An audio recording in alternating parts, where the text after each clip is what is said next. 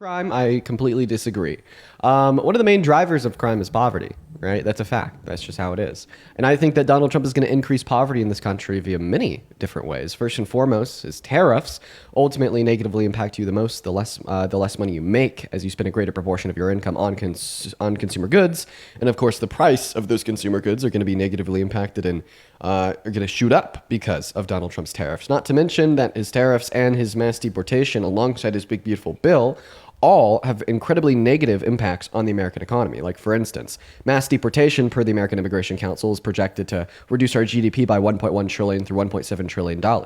The big beautiful bill took 10 million people off of healthcare and 3 million people off of food stamps and cost $4.5 trillion, while according to the CRBF, it is reducing the after-tax income for half of Americans, being the lower half of Americans income-wise, while increasing the after-tax income disproportionately for you, the more money you make. And point number three, once again, on the tariffs, we see that those have had a negative economic impact on GDP growth. In the first quarter, went down. Second quarter, 52% of S&P 500 companies were reporting lower profit margins than they did in Q1, and they're shooting consumer prices up. All of these facts, when working together, destabilize the hell out of our economy and really fuck over and hurt and harm you the less money you make inside of the economy, which we can only expect to increase poverty. And with an increase in poverty, we should only expect to see an increase in crime. I could partially agree to what you're saying because that's very logical. But my only argument to that would be that there was plenty of poverty before the tariffs were implemented, and in my city especially, there was plenty of poverty and crime, and maybe from a statistical standpoint, countrywide, it does not. It may seem like crime is going down, but like as an everyday citizen, it definitely did not seem that way. It seemed like it was very, very much prevalent. Yeah, so just saying that there was a lot of poverty in America before his tariffs doesn't make your argument any stronger. If anything, it makes it worse because you're saying that Donald Trump has taken an economy in which is already like so bad and has already produced so much poverty, thereby producing so much crime, and instead of attempting to fix it, he's just only making it worse. I could agree with you and say his economical plan is not working as to current.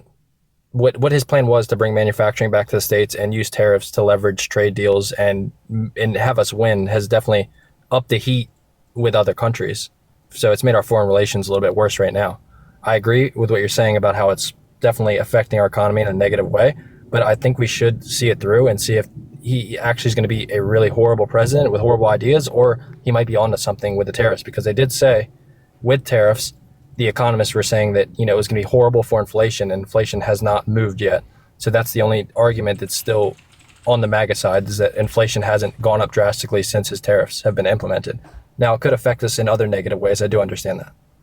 So inflation in March was 2.8%. Today it's 3.1%. So core inflation has gone up in this country. And then second of all, I think that there's many reasons why we would expect like a delayed onset of inflation by the tariffs. The first one being that American companies for the second quarter of this year tried to eat that cost of the tariff because they thought they may be short term. Like we literally saw, as I already said, 52% of S&P 500 companies report lower profit margins in Q2 than Q1, when in Q1 our GDP literally went down, so these companies were performing worse, right? But as it turns out, Donald Trump is kind of keeping the heat on these tariffs. They're sticking around, and ultimately, these companies will not be able to just eat that cost forever. You got to think about it. Like the average profit margins of these importers are like 5 to 6%. Meanwhile, the tariffs on like countries such as India and Brazil are literally 50%. There's no way they could eat that forever. Yeah, I genuinely, I don't think this is an overnight thing for sure with the tariffs, and it wasn't supposed to be, because I think we've had 20 years as a country of being an importer and using foreign countries to profit. Big corporations can take more of a profit using foreign countries for labor and such as.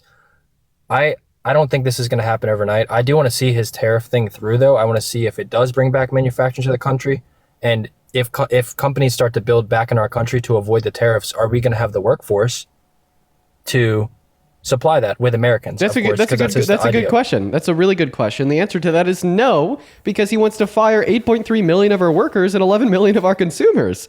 See, like, do you see how those two things work together? You're saying that he wants to put more focus on American companies, but then he's actively destroying those American companies through his mass deportation, which once again is going to have significantly destabilizing effects on the economy. So, like, all in all here, it's just, like the projected outcomes of his policies surrounding the big, beautiful bill, his tariffs, and mass deportation are just promoting are promoting an economic state, and which will just be terrible for us, increase poverty, destabilize the economy as a whole, and the impact that can have on crime. That makes sense. I would say it's a valid argument. I think he was not very transparent to his voters this time around, and I'll give you one more example. I'm absolutely pissed about this as a Republican. Obviously, there was censorship going on under the Biden and Harris administration. I think some people from both sides can see that. But now with this whole Jimmy Kimmel situation, right? It's got me like really fired up because I'm like, you ran like in his rally, one of his last rallies, he said, we're going to stop the censorship of speech. And then to see this happen to Jimmy Kimmel, and I'm really happy about a lot of other Republican creators came out and said this was wrong, because then we can kind of get on the same page as a country and start to clock what's wrong with the government in certain scenarios. But this is absolutely wrong. He ran on not censoring people. And now he's saying that it's literally illegal to criticize him in the media. Yeah, it's got a lot of supporters pissed off because this is obviously a different Trump than we're seeing. So I just thought it was important. So now, like, you now understand how, like, maybe his policy is going to produce more crime in this country, and he's actively threatening the First Amendment by saying it's illegal to criticize him in the media. I just don't see how anyone could like firmly support him, including yourself. If you're consistent in your beliefs, yes. But if you're playing teams like a lot of people are doing nowadays, like I'm a Republican, you're a Democrat, like I have to believe this way and I have to stick with my team, so it's obviously going to be a big issue. Are you going to stick with your team and be inconsistent in your beliefs and continue to support him as president, or are you going to stay consistent I'm with currently your not. values and stay hesitant on his presidency? Yeah, so that's why I thought it was important to come up here on your platform and kind of preach unity right now, because I was a hardcore MAGA at one point when the world seemed like that was the way we needed to go from a citizen standpoint. I could very well be wrong because a lot of the things he ran on, he's not exactly doing. So no, I won't be a supporter from here on out. I'll be a supporter whoever aligns with, my beliefs, and my beliefs are going to stay consistent. Okay. Well, yeah. With that being said, I just thought it was important. I appreciate you for the conversation. I hope you have a good rest of your day. All right, man. Yeah, take care. I guess at the end of the conversation, he doesn't support Trump. Okay, all right. Yeah, perfect. I wish that more people on the right thought like him. There's probably a bunch I disagree with him on. And he was like still saying at the end of the day, like he doesn't support Trump as president. That's good to hear. Let's go to move on to the next guest, guys. Hop in that queue if you happen to be an American adult that supports Donald Trump as president. We're going to get you loaded up into the live. We'll have a conversation and it will be great. In the meantime, real quick, Ollie, thank you for the $10 on PayPal saying, Dean, it's Ollie. I'm not actually a Trump supporter. I was rage baiting you. I really like you and I'm sorry for causing trouble. Bruh, Ollie, no way. I'm not going to lie. I thought that you were legitimately a Trump supporter from the second time that you came up. What's up? Do you support Trump as president? Nah, she's not here. Goodbye. Moving on. Aw, fuck. She came in at the end. If you're MAGA, hop in that queue. Malia? I think that's your name. Malia, thank you so much for the $20 over on Venmo. Thank you so much, Malia, for that second donation of the day. Malia with a 20 says, keep on doing what you're doing, Dean. Most of my family is unfortunately MAGA, and watching your streams every day keeps me sane. You got to get them on the live, bro. Pop in that queue and then pass the phone to your mom or dad. I'll debate them. Appreciate you for the $20, Malia. Show some love to Malia down below in that chat, guys. What's up? Do you support Trump? Roland, I sent you an invite to unmute. I'd love to have a conversation with you. Roland, you got 5 seconds before I boot you. 5, 4, 3, 2, 1, banned! Moving on to the next guest, guys. Go ahead and put a Trump with your age down below in that comment section. If you support Trump and you'd like to come up here and have a conversation with me, what's up? Do you support Trump? Are you there? I am. Do you support Trump? Can you hear me? I am. Do you support Trump? I can. Do you support Trump? Yes. Yes. No, you really shouldn't support him. He's a terrible president. Well, I actually have a question for you. I want to see where I can touch base and actually kind of agree with you on something. Real quick, how old are you? I'm 20 years old. I was born March of 2005. Go, I believe you. Lizard, thank you so much for the $10 over on Super Chat. Lizard didn't leave a message, only the love. I appreciate that. Thank you so much. And yeah, go ahead. Feel free to ask me a question, but ultimately, I like you're right. You support Trump as president. That's what the purpose of the streams are. Um, honestly, as a young adult, I left my house at 18 years old. Sorry. Basically the reason why I support Trump is because more of my belief in God, not because of Trump, but because there are more things on the left side that go against what I believe than the right side. With a belief in God? Well, yeah, there's certain things like No abortion way. and stuff like that do interfere with what my Bible tells me. So it's not that I'm fully against abortion. I'm not one of those who think abortion just should straight be illegal. Wait, I have a question. Yeah. So if I tell you that I think it should be like legal to celebrate Christmas and it should be like legal for me to tell my children that Santa Claus exists, do you think that would go against the teachings of your Bible? I think that's where it gets a little bit complicated.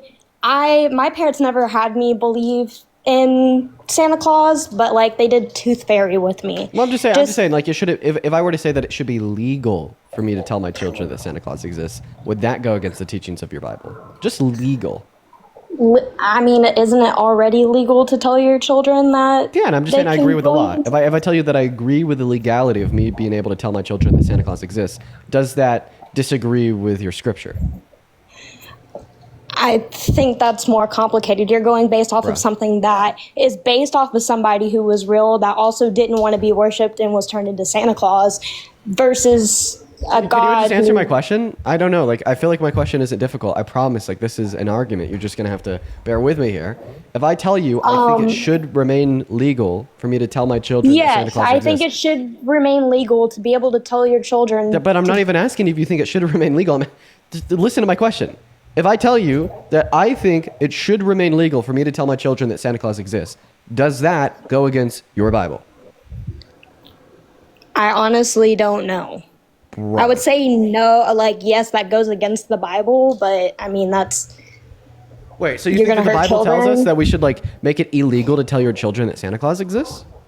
I mean, no, I'm not. Wait, against if children it doesn't go believing against the Bible, if it doesn't go against the Bible, wait, now I'm confused. I'm so confused now. Like, okay, I'm gonna You repeat, have me listen, confused. Listen. Okay, I'm gonna repeat the question one last time. Okay, are you ready? Go ahead. Okay, I want you to listen very closely. If I tell you that I think it should be legal for me to tell my children that Santa Claus exists, does that go against your Bible?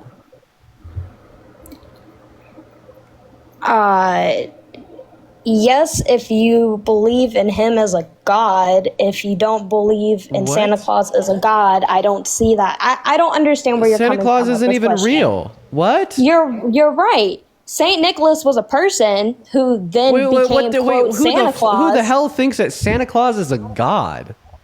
I'm saying if you're asking if my Bible goes against that. No, if I'm you're not. trying That's to not what I'm worship asking at Santa all. Claus, Whoa, if you're saying, whoa, let's that's not what worship I'm. Santa Claus, that's then li- yes, I think that's wrong and against my Bible. But What I the don't think it's fuck? wrong for legally you to tell your children that Listen, Santa all Claus is that real, I'm- that the Tooth Fairy is real, all that that I'm the asking Easter you Bunny is here, real. all that I'm asking you here is if it goes against your Bible for me to say that it should be legal to literally just tell my children that Santa Claus is real and is going to give them presents to wake up to. I don't think that goes against my Bible. Okay. That is all I was asking you. Why did it take me 3 minutes to get that answer out of you? Seriously, I please tell me. apologize. Okay. Can I see where we can agree on something? No, or because disagree? no, you can't because I'm in the middle of trying to make an argument here. That was just my Okay. first question of the position. Go ahead. Okay, I'm not going to do that again. I listen, I play this game all too frequently on my live where I'm asking very simple questions and it takes 5 minutes of poking and prodding to get an answer out of you. Like, I just cannot believe that it just took me 5 minutes to get you to agree to the notion that it's not anti-Christian for me to hold the position that it should be literally legal for me to tell my children that Santa Claus exists. But now that we've got there, okay, if it's not anti-Christian for me to say that it should be legal to tell my children that Santa Claus exists, even though me telling my children that Santa Claus exists is a lie, which is a sin, then why would it be anti-Christian for me to believe that access to abortion should be legal for women and girls, even though in your eyes, getting an abortion is a sin? Can I explain where I see abortion is wrong and where I see abortion is right? No, I want you to answer my question. Okay, repeat your question, because once again, I'm confused. I'm going to type it out. You said how that's If against it should what I believe? be legal for... Okay, I'm literally going to type it out for you. If it should be legal for me to tell my children that Santa is real, even though that's a lie and lying is a sin, and this belief isn't anti-Christian, then why is it anti-Christian for me to believe that it should be legal for women and girls to access abortion, even though you think abortion is a sin? Do you get it now? I see where you're going with that. When you put it in that context, then it should be more that Santa Claus shouldn't be said. You're right. That is a sin to lie to your child. It's also a sin to murder. Right, so you're just saying that So you think that lying that's to your sins. child about somebody who's not real versus murder are completely different things. But in the Bible, it tells us that all sins are equal. So I see where you're trying to get me here, because then you're right. Yes, telling your child to believe in Santa Claus is not right, but neither is abortion. Right. So you're saying that these two sins are equal, and me thinking that one of the sins should be legal is not anti-Christian, but me thinking the other sin should be legal is anti-Christian. Why would one be I don't anti-Christian think and the other would not necessarily be that abortion is anti-Christian? anti-Christian. If abortion's not anti-Christian, then why did you tell me that it was anti-Christian to believe that abortion should be legal?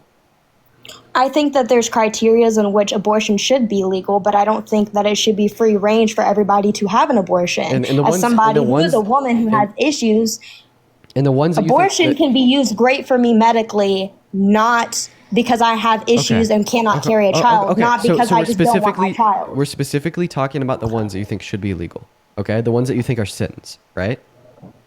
So then once again, I'm going to ask you the question again. If it's not anti-Christian for me to argue, if it's not anti-Christian for me to say or believe that the sin of lying to your child about the existence of Santa Claus should be legal, then why would it be anti-Christian for me to believe that the sin of abortion should be legal?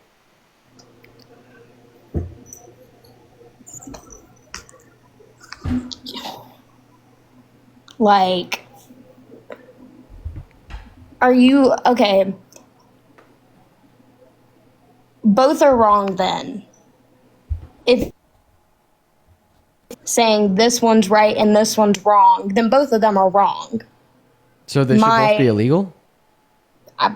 If you're going to put my biblical stance onto an imaginary person that kids tell their child to believe in, which mine didn't, like, I don't think it's wrong for that. But yes, I do think it's wrong. Like, I don't think it makes you an anti-Christian for you to have an abortion, but I don't think it's anti-Christian for you to... So because you just agreed that it's wrong to lie to your children about the existence of Santa Claus, just like it's wrong to get an abortion, right? Because they're both sins and you think that all sins are equal in the eyes of God, does this mean that you think they should both be banned and illegal and criminal?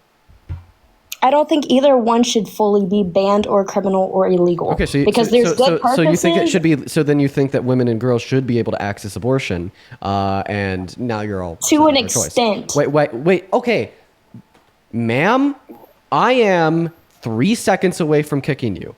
When I'm saying that, therefore, you think they should both be banned, we're specifically talking about the abortions that you do think should be banned. It is because those are the abortions that you think are like morally wrong as they're a sin, right?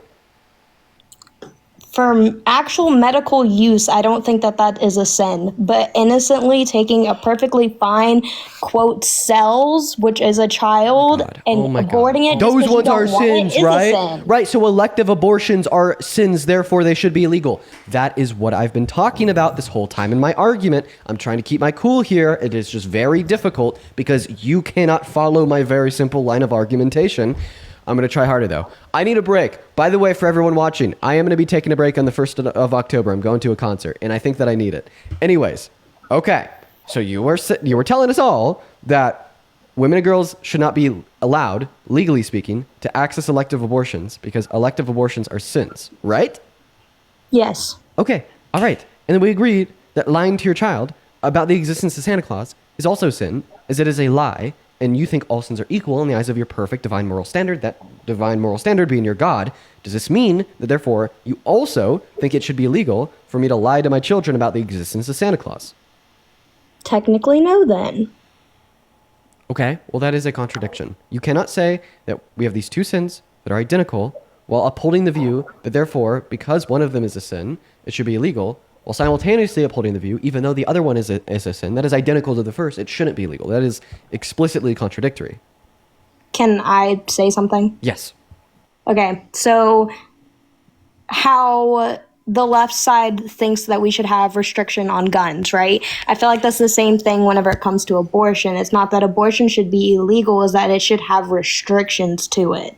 Just like with guns, which I also agree. I live in Nashville, Tennessee, that guns should be restricted to a level. I can't do this. Ma'am.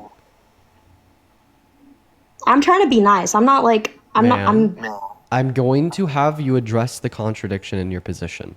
If you cannot address the contradiction in your position, I'm going to kick you from the live. Now, I will make your contradiction clear so you know what I want you to address. You believe that elective abortions should be illegal as you find them to be a sin, but you do not believe that telling your children that Santa Claus exists should be illegal, even though you also find that to be a sin. In fact, you find it to be a sin that is identical to the sin of abortion. So, because you think that these two sins are identical, and you say in one circumstance that because it's a sin it should be illegal, but you say in another circumstance that even though it's a sin it shouldn't be illegal, that would be a contradiction. correct. So do you agree that your view is contradictory? With you putting the Santa Claus bullshit into it, sure. But for the actual logistics of politics, no. Because if you can believe that guns should be restricted, then it should be fine to believe that abortion should also be Ma'am, restricted. Not completely illegal. You can't say that it's simultaneously contradictory and not contradictory. That is actually another contradiction. It is a contradiction to posit that something is both contradictory and not contradictory simultaneously.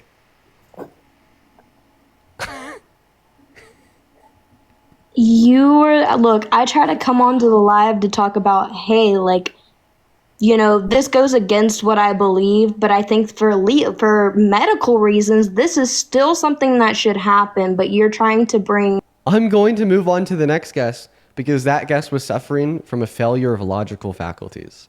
Let's go and get that next guest loaded up in here. Hop in that queue if you happen to be a Trump supporter. I'm not even trying to be mean to that last guest. In fact, I'm trying to be as nice as possible and hold it together. How you doing, Dean? It is a fact that last guest just had a complete shutdown of like their logical and rational faculties. There was none left. Like that one was funny. I've never had that happen before where they have a contradictory view that they then say is both simultaneously contradictory and non-contradictory, being another contradiction. What is up, Alex? Do you support Trump as president?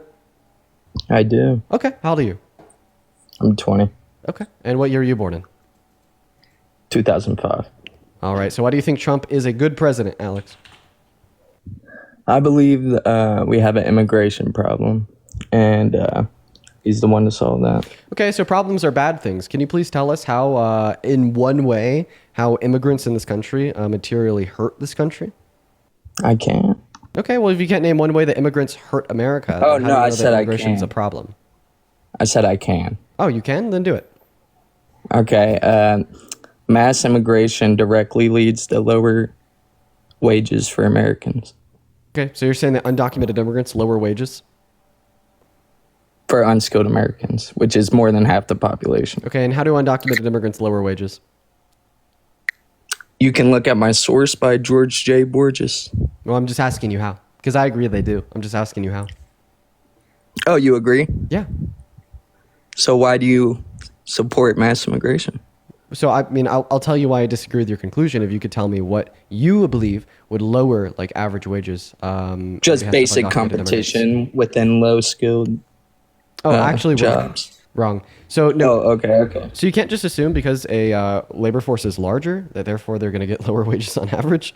Like, for instance, real median wages are much higher today than they were 10 years ago or even 50 years ago, even though the workforce was much smaller and less competitive. There's not a one-to-one correlation there. In fact, we see the larger labor forces, typically the higher real median wages are, due to the fact that those laborers would produce a return of investment for their employer, growing the economy as a whole, offering more jobs. Now, the reason why specifically undocumented immigrants lower wages on average is because they have less bargaining power compared to that of the average U.S. citizen or resident, due to the fact that they don't have long-term survivability in the market. They're under the threat of deportation, and if they don't have a job, they can access federal forms of social safety nets, right? So they get lower wages and lower average wages because they have less bargaining power as they're not a resident or citizen. Very obviously, the way to fix this is to offer them residency or citizenship, so then they'll have more bargaining power, so then they'll get higher wages on average, and in fact, actually increase real median wages. Then why didn't Reagan's IRCA Act increase real median wages for undocumented immigrants? So why do you believe that Reagan's mass amnesty didn't increase real median wages? Because that's what Borges's paper says. Have you read that? I know you know who Borges is. So could you please give the data to demonstrate that is accurate? You can read the paper. I'll give you the title. What's the title of the paper? The labor demand curve is downward sloping, remaxing the impact of immigration on the labor market. George J. Borges. It's a Nerber working paper. Okay. And he has updated papers. All right, so I found this. So where in this paper does it describe how Reagan's mass amnesty? It shows how. I think that is on one of his updated papers. So where's it at? But like I said, you can look in his series. I know. I have it open right now because you just told me to open it. I'm just curious where in the paper does it say that? Is that all? Is that all of his papers? What year is that from? Yeah, I have the total paper that you just named off, which was the labor demand curve is downward sloping, that one was in not relaxing the impact of immigration on the labor market. So where in this 55-page paper can I find an explanation and or justification for the notion that you provided, that notion being that Reagan's mass amnesty did not lead to higher real median wages? Well, you can just look that up, but I'm saying that's not in this specific paper. Wait, you just told me I can look it up? In his series. Wait, it is in his series. Look it up where? I mean, I asked you for your source for that claim, and you said this paper, right?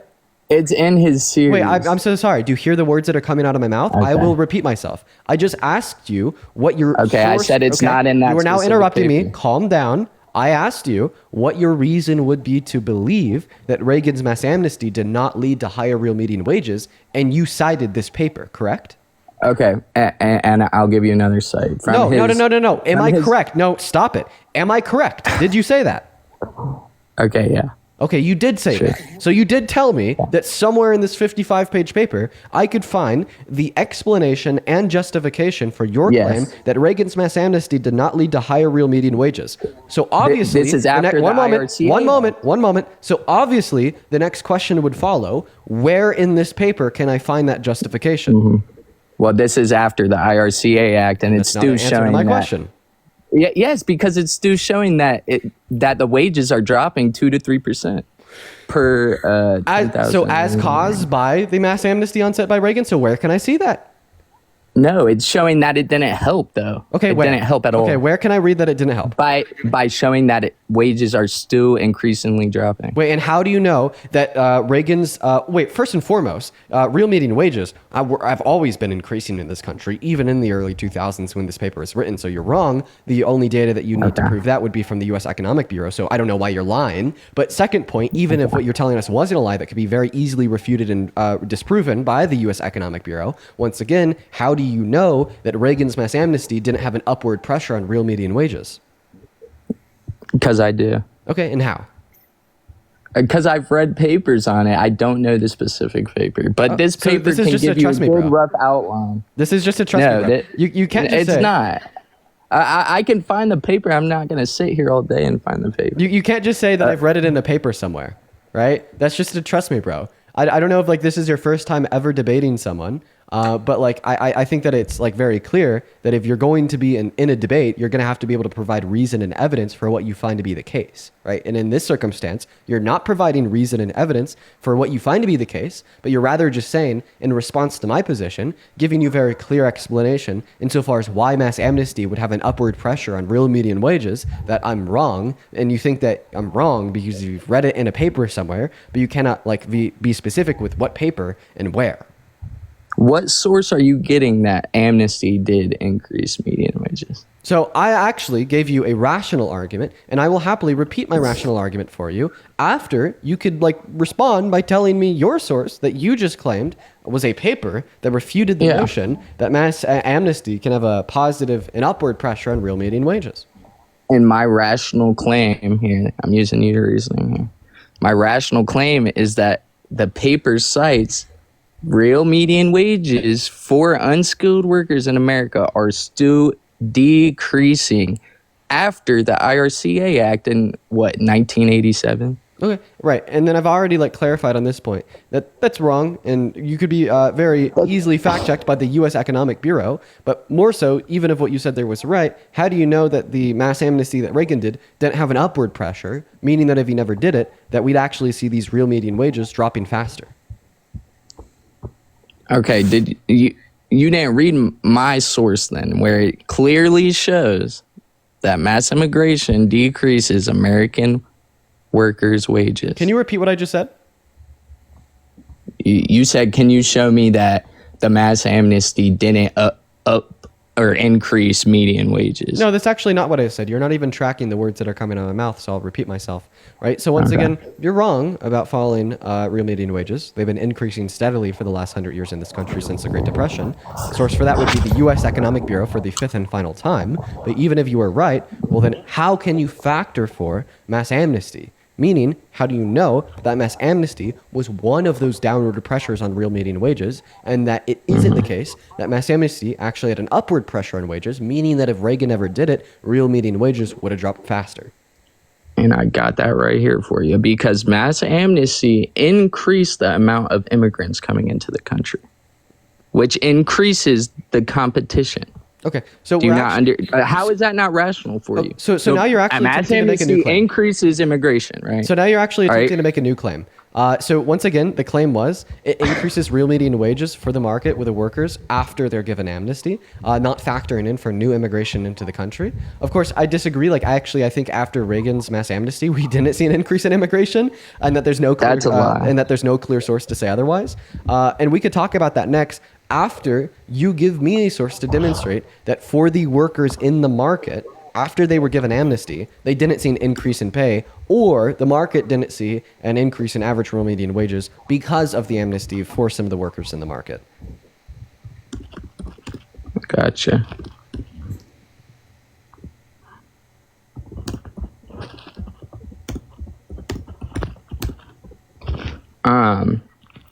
Okay, well, I'm looking this up. Do you want to talk about why mass amnesty isn't increasing immigration when I have sources that I'm gonna go ahead and like wait for your response here to the position that I've been trying to get you to give for the last 10 minutes. Okay. Mass amnesty could have created an uptick for a little bit, but it dramatically went right back down after mass amnesty didn't live. So not only Listen. So not only do you not give me this mysterious paper that you've been talking about for the last 15 minutes that proves that you're right and that I'm wrong, but you actually just respond by saying, well, Dean, you could be right.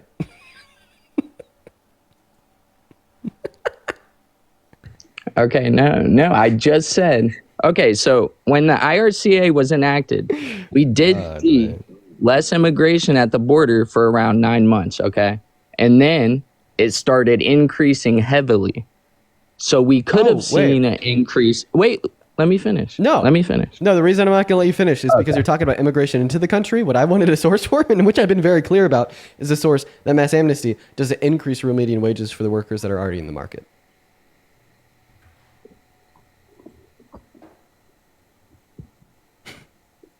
Okay, it says in hindsight, IRCA alone, or amnesty alone through IRCA did not boost wages. And that's coming from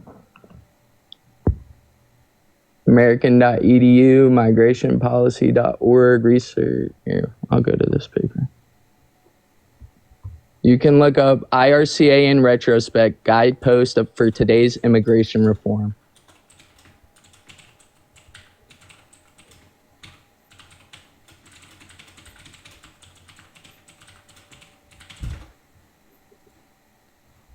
Like, like everybody called the IRCA Act a failure. Like, it didn't do anything. It gave 3 million people amnesty, and it sucked. So I have the sucked. paper. So where inside of this paper can I see an explanation insofar as how it didn't lead to an increase in real median wages?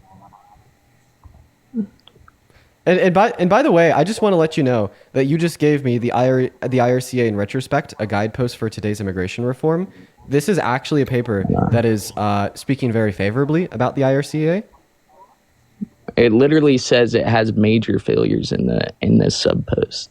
Obviously, you literally didn't read past the first line, where it also goes over a general legalization of special agricultural worker legalization being an incredibly successful So what were part of the law's failures? implementation.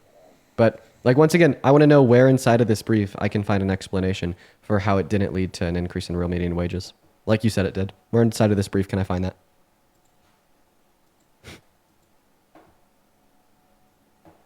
Where inside of this brief can I find that? Trying to find it for anybody. Okay, but it didn't though. It really didn't. No, answer my question. Shut up and answer my question. Effect. No. It had no effect. I've been asking you for a source to prove that Reagan's mass amnesty did not lead to an increase in real median wages, and after 10 minutes, you finally gave me this 18-page brief titled The IRCA in Retrospect. Where inside of this 18-page brief can I find an explanation for your claim that it didn't lead to an increase in real median wages? Okay, here, look this up. The amnesty effect evidence from the 1986. No. I'm not looking that up because you just gave me the IRCA in retrospect. You just I gave me this gave you brief. the wrong paper. Bro, get the fuck out of here. Paper. You're actually wasting my time, dude. He accidentally just gave me the wrong paper 3 times. Get the fuck out of here. We're gonna move on to the next guest. What a waste of time, bro. I swear to God, he was literally just up here to waste my time. Let's move on to the next guest, Anthony. What a total waste of time. I'm over here, I had to sign into my old school email to get access to this IRCA in retrospect guidepost for today's immigration reform brief. I had to fucking download it. I was even keyword searching for wages and shit while he was looking through it. So I could try to help him find his own argument inside of his source. Then it just turns out that he gave me the wrong paper for a second time. Get the hell out of here. You're wasting my time. Let's go and get that next guest loaded up in here. Hop in that queue if you happen to be MAGA. We'll happily get you loaded up into the stream. Just make sure that you are an American adult that supports Donald J. Trump as president. We'll get you loaded in. We got that next guest loaded in right now, quite frankly. Dude. What's up? Do you support Trump? I do. Okay, how old are you? I'm 35. All right, yeah, man, you sound old enough. Let me go ahead and thank a handful of people here, and hopefully I'll be able to kind of get my cool and get back to the normal debates, right? I'm over here freaking out because the last couple of guests, and which were the first guests of the streams, have been pretty wild. Hey, Kaylee, thank you so much for the $40 over on Venmo. Kaylee, that is so incredibly kind of you. This came in 17 minutes ago. Thank you so much. That is so kind of you, Kaylee. Kaylee with the $40 says, thank you for talking about the situation in Grand Blanc. I live within 30 minutes of both Grand Blanc and Oxford and know people impacted by both. Your voice means so much. Sending love and gratitude from Michigan. Kaylee, yeah, I was very devastated to hear that news yesterday, and I think that it deserves to be discussed more. Gun violence is a true epidemic in America, and I'm so sorry for everyone involved as well as yourself and those that you know. Thank you for the $40. Please show some love to Kaylee down below in that chat. I'd also like to thank Eva. Eva with the $75 $75 donation on Venmo. Thank you so much for the love, Eva. That is literally insane. Eva with the $75 says, Dean, I listen to you every day while I work in Seattle. You've given me hope as well as so many talking points for my conservative parents. This is for you to buy yourself some merch at the show you're going to for your break. Honestly, you deserve it. Thank you, Eva. That is so kind of you. I actually do want to buy one of their shirts. So that is so fucking kind of you. Thank you, Eva. Let's get 750 Eva W's. I appreciate not for your kind words, but also for the $75. And yeah, I absolutely cannot wait for the concert. It is my favorite band performing, and I cannot wait at all. I actually even messaged them on Instagram, and they responded back to me, and I was fanboying so hard. Can't wait. Anyways, go ahead and take it away, man. Tell us why you support Trump as president. You will have to unmute though first. Just click on your profile picture, then click the icon of the mic. There you go. Okay. Hear me? Yeah. Okay. Let's start with something that everybody doesn't really talk about. I'll go with I like his oil policy, oil and drilling policies. Can I tell you why? Not many Trump supporters talk about that. Oh, I've listened to your things a lot, and I never hear anybody talk about it. So I know. Can I tell you why? Yeah, go ahead. Of course. It's because if you go to the EIA.gov, which is the Energy Information Administration, you'll actually see that the Biden-Harris administration oversaw the highest amount of oil production in America in American history. And they completely and significantly outperformed Donald Trump in his first term, even though they walked in to an incredibly low point of oil production due to the pandemic. Yeah, but they also shut down some of the pipelines and some things along the way. So I think they let some of the other things keep going, which was an effect of those earlier policies. So you're saying that they shut down some pipelines? Are you talking about the Keystone XL? Yeah, for one specifically, for sure. Yeah, well, guess what? That was a Canadian-owned pipeline that wasn't currently producing oil, so that didn't increase the price of gas. Not to mention the fact that it was actually an order from the Supreme Court for them to shut it down. I'm not saying that I'm not saying that it was an increase in gas. I'm not saying that. Right. Yeah, they were ordered by the Supreme Court to shut its construction down as it ingressed on indigenous lands. But they approved more than 50% more drilling permits than Trump did in his first term, and that's why they still oversaw the highest amount of oil production in this country's history. Okay. Well, I think that we should be drilling more and getting away from OPEC's control over oil. I think that obviously I don't think that one of those things affects the price of gas significantly. I think it comes down more to OPEC and them controlling the supply and demand. So I think the obvious next question would be, well, if you think that we should be producing more oil and this is why you support Trump, well, it makes no sense because I think that Joe Biden and even Kamala Harris were better for domestic oil production. I'm not sure about that. I mean, the facts from the EIA.gov prove it. Yeah, but how many of those oil projects were already moving that they just let keep going? That's what I'm saying. Very few. Very few. A lot of the oil projects stopped with the pandemic. That's a fact. I mean, if you go to EIA.gov, you'll see that there was a significant hit and reduction in oil production in this country when they walked into office, and they had to get the ball rolling again by approving over 50% more new drilling permits on federal land compared to Trump in his first term. Yeah, but see, it's hard when you look at a lot of those stats because of the COVID times, like what got shut down during COVID, what got reopened. It's like the numbers are kind of skewed. So we can move on to the next one. Another point that I have many reasons why I'm a Trump supporter. I'm not as much of a Trump supporter as I once was. I will say that. Okay. I like all of his judicial picks is another reason. So that must mean that you like the decisions that they make too, right? In terms of what? Yeah. For the most part, yes. So you like their decision when they ruled that his removal of Abrigo Garcia was illegal, which he then responded to by saying that he's never coming home. Meanwhile, he's being beaten and tortured in Secot in El Salvador. Of what, the Supreme Court? Yeah, his judicial picks on the Supreme Court ruled that, and I know. Yeah. Yep. I'm fine. I mean, there's going to be, I'm not going to say that every single decision that gets made is perfect, but across the line, I agree with the majority of it. Okay. So why do you think his judicial picks are like a especially good thing he did that makes you support him as president? I mean, because those judges either like died or resigned, while he was serving in his first term, meaning that if Hillary Clinton had won the election, she would have also made 3 judicial picks, meaning I don't really think that this was anything exclusively good of Trump. It was just kind of how the cookie crumbled. Yeah, he got those picks, and I think that there's going to be picks made. But why do you like the picks? Because I'm a conservative, and I stand for conservative values, and I'm not for a lot of these liberal judges that are changing a lot of the constitutional laws that we stand by. I'm so sorry. The only person that we see like attempting to infringe or change the Constitution out of accordance with the Constitution is Trump. Like, you understand, it is Trump who said it's illegal to criticize him in the media, completely reframing the First Amendment. It is Trump who said that he kind of wants to... Wait, where did he say that? Where did he say that? He said that in the... It's illegal to... That it's illegal to criticize him? Yeah, in the media. Completely reframing the First Amendment. He also said that he wants to run for a 3rd term, just completely rejecting the 22nd Amendment. That says I think he's trolling. I think he's trolling in terms of that, for sure. He literally said that there's ways that he could get it done.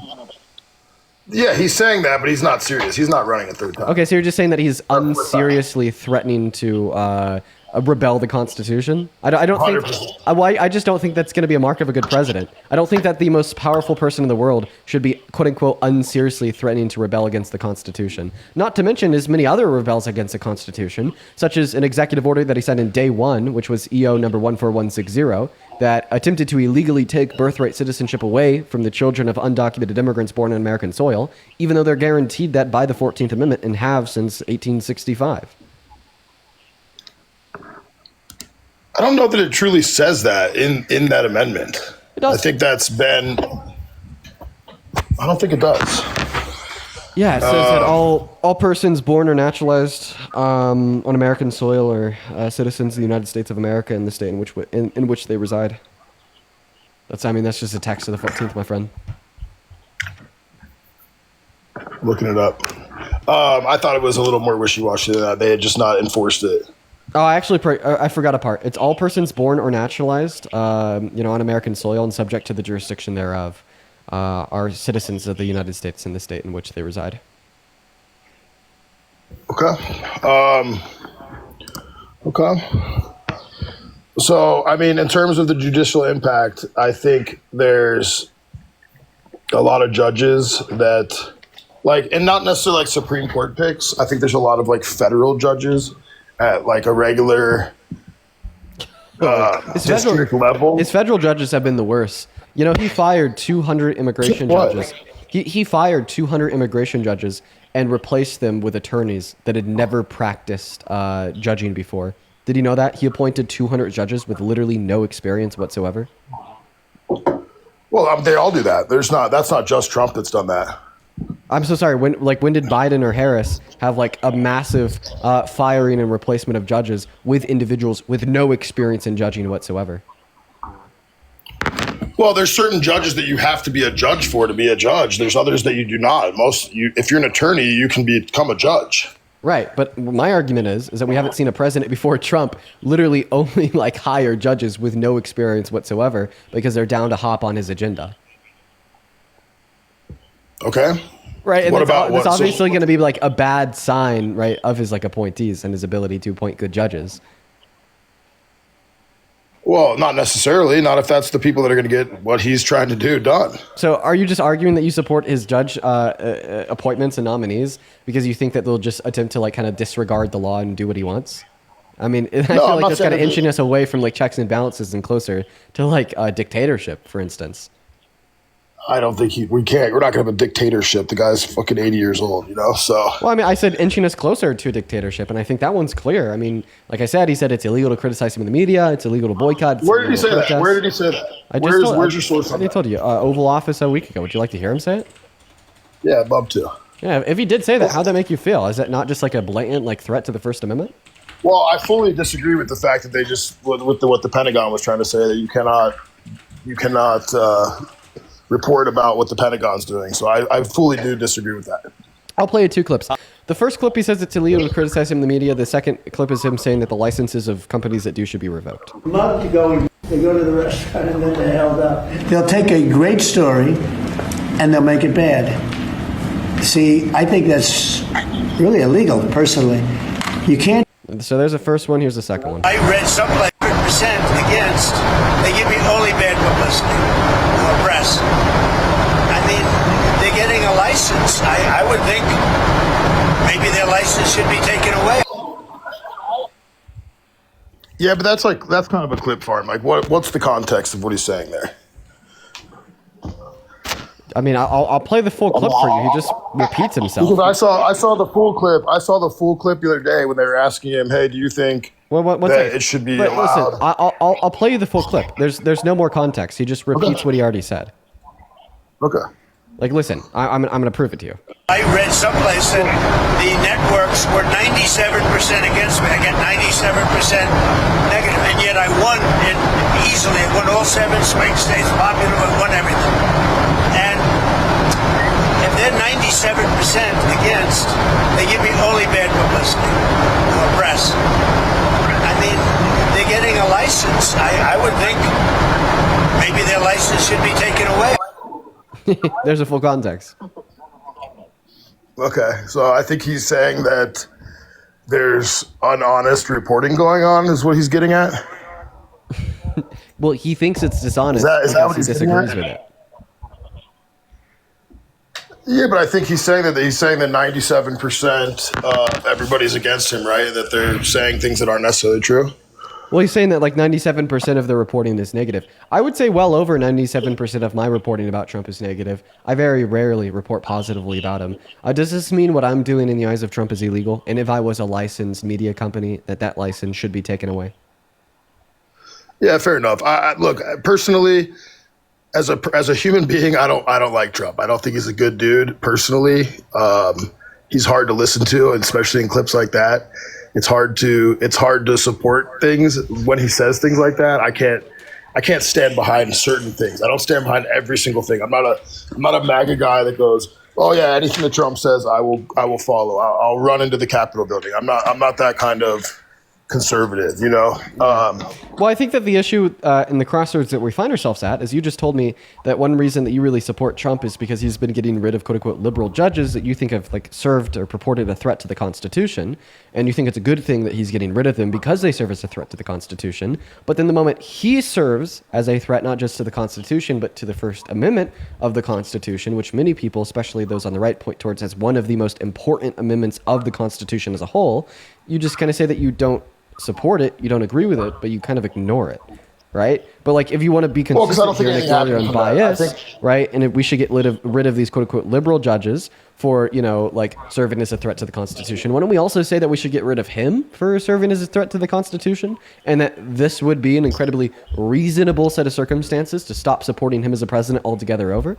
If there was a real incursion, Dean, where he said, "Okay, and now I'm going to take steps to this, and this to make that illegal for these news agencies to report it," then I would agree with you there. But it's not. He's talking out of one side of his neck, where he's saying there's no physical law that he's trying to push to get rid of First Amendment rights.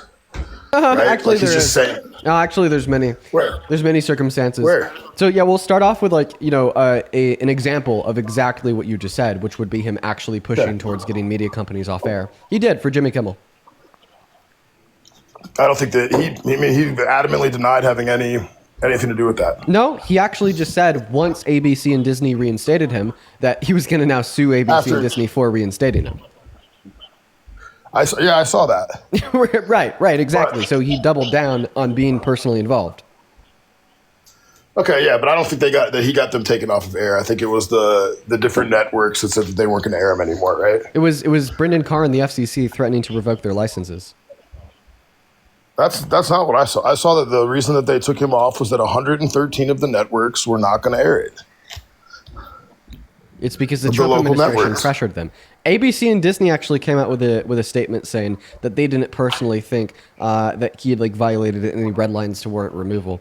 It was because the Trump administration pressured him. And like, this should be obvious, right? Like, I don't think that you should be able to deny this, because after ABC and Disney put him back on, Donald Trump put out a statement saying that he was going to pursue litigation. Like Donald Trump literally said that he was going to attempt to pursue litigation against ABC and Disney for reinstating him on his own personal like Truth Social account. It can't get like any more. Yeah, but that's civil litigation. He's not trying to change laws there. Wait, that's like an actionable step. But that is an action. actionable step towards trying to silence somebody for their speech, and you just asked for an actionable step towards trying to silence somebody for their speech. No, and I you said said if I could passing a provide one law. to you, that would be sufficient.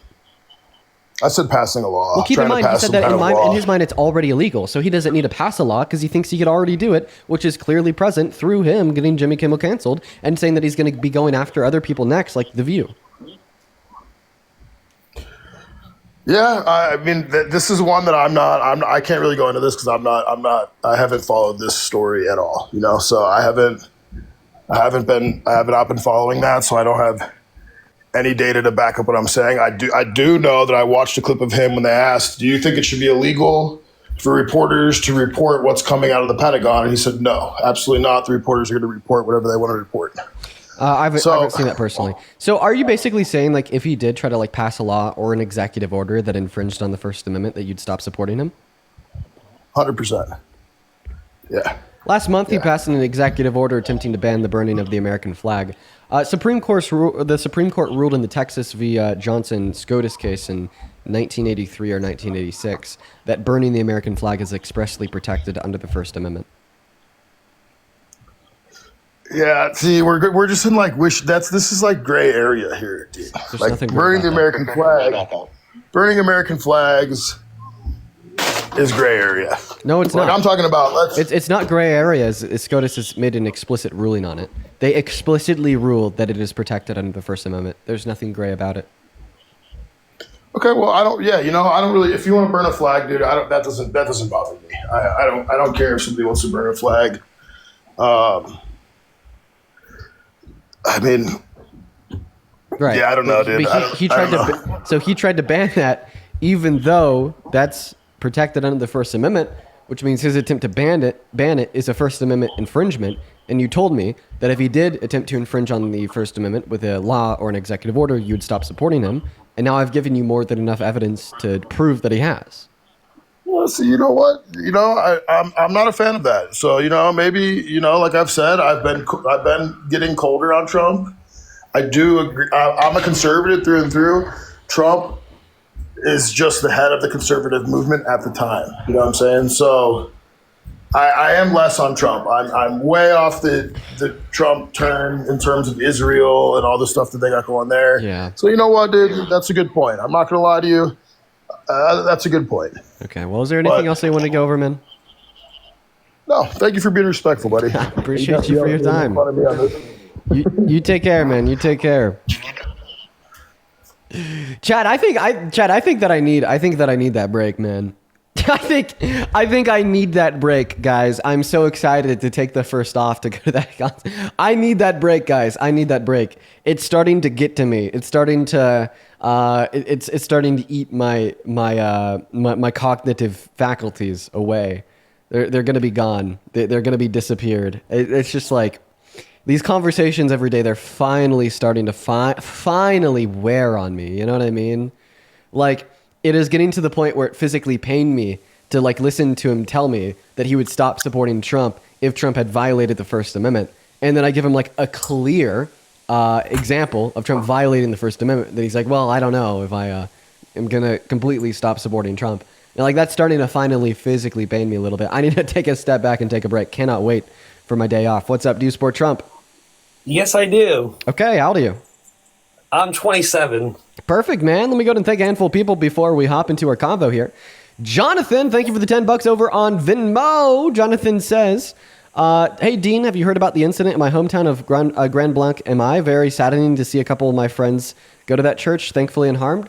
I'm happy that they're unharmed, Jonathan, and I appreciate you for the $10. And yes, I have heard about that. In fact, I posted a video about it yesterday.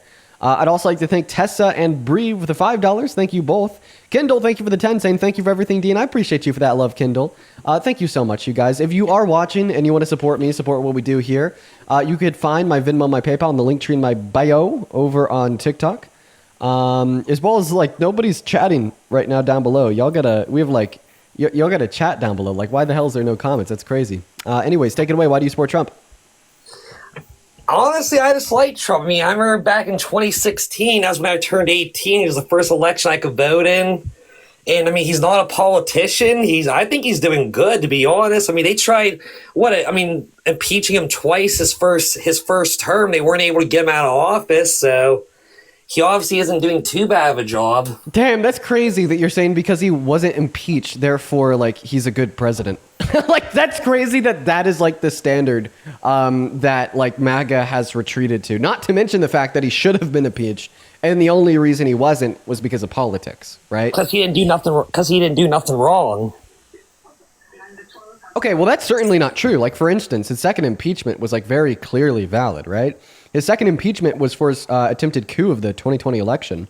And the only reason why the impeachment failed is because the congressmen and women didn't know that they could impeach a president once their term was over, right? And you can't say that it wasn't wrong for him to attempt to steal the election from Biden when he sent the fake slates of electors to the seven different key swing states that Biden won, saying Trump won. Honestly, I think it was the other way around. I mean, do you have a clip of like Biden admitting to trying to steal it? Because I have a clip of Donald Trump and his legal representation admitting to trying to steal it. It was their legal argument. Was to admit to trying to rig the election and then arguing that it was an official act of their presidency. well, Biden doesn't have to admit it. He's a puppet. You're just throwing words out there, Pearson. Like that, okay, good word salad. Meaningless words. That was not a counter argument whatsoever. Cool story, bro. Well, I mean, why don't you like Trump? Oh man, there's so many reasons. You know, yesterday somebody asked me that same question and I spoke for 9.5 minutes, listing every single reason why I don't like Trump. I typically reduce it down to 3 categories. Terrible character, terrible domestic policy, and terrible foreign policy. Well, I mean, there's been a lot. Well, we all know from watching on the news and everything. I mean, there's some things that come out. I wish a lot of times he would close his mouth and watch what he says. But I mean, I think altogether he has like pretty good intentions for America. I mean, when he was president first time, I mean, America didn't go to shit. I mean, it seemed like everything was doing pretty decent. I mean, gas prices was lower. I mean, with Sleepy Joe, I mean, hell, back in 2022, gas prices were horrible. So how did Sleepy Joe increase the price of gas? I don't know. You tell me. I'm not a politician. I can't do that. I can't like change the prices on gas and make it lower, higher. Hey, I have a question. What? If you don't know how Sleepy Joe increased the price of gas, then how do you know he increased the price of gas? Well, he was president at the time. So he was president when it happened, therefore he caused it? Possibly. Not 100%, but possibly. Okay. More than likely. More than likely?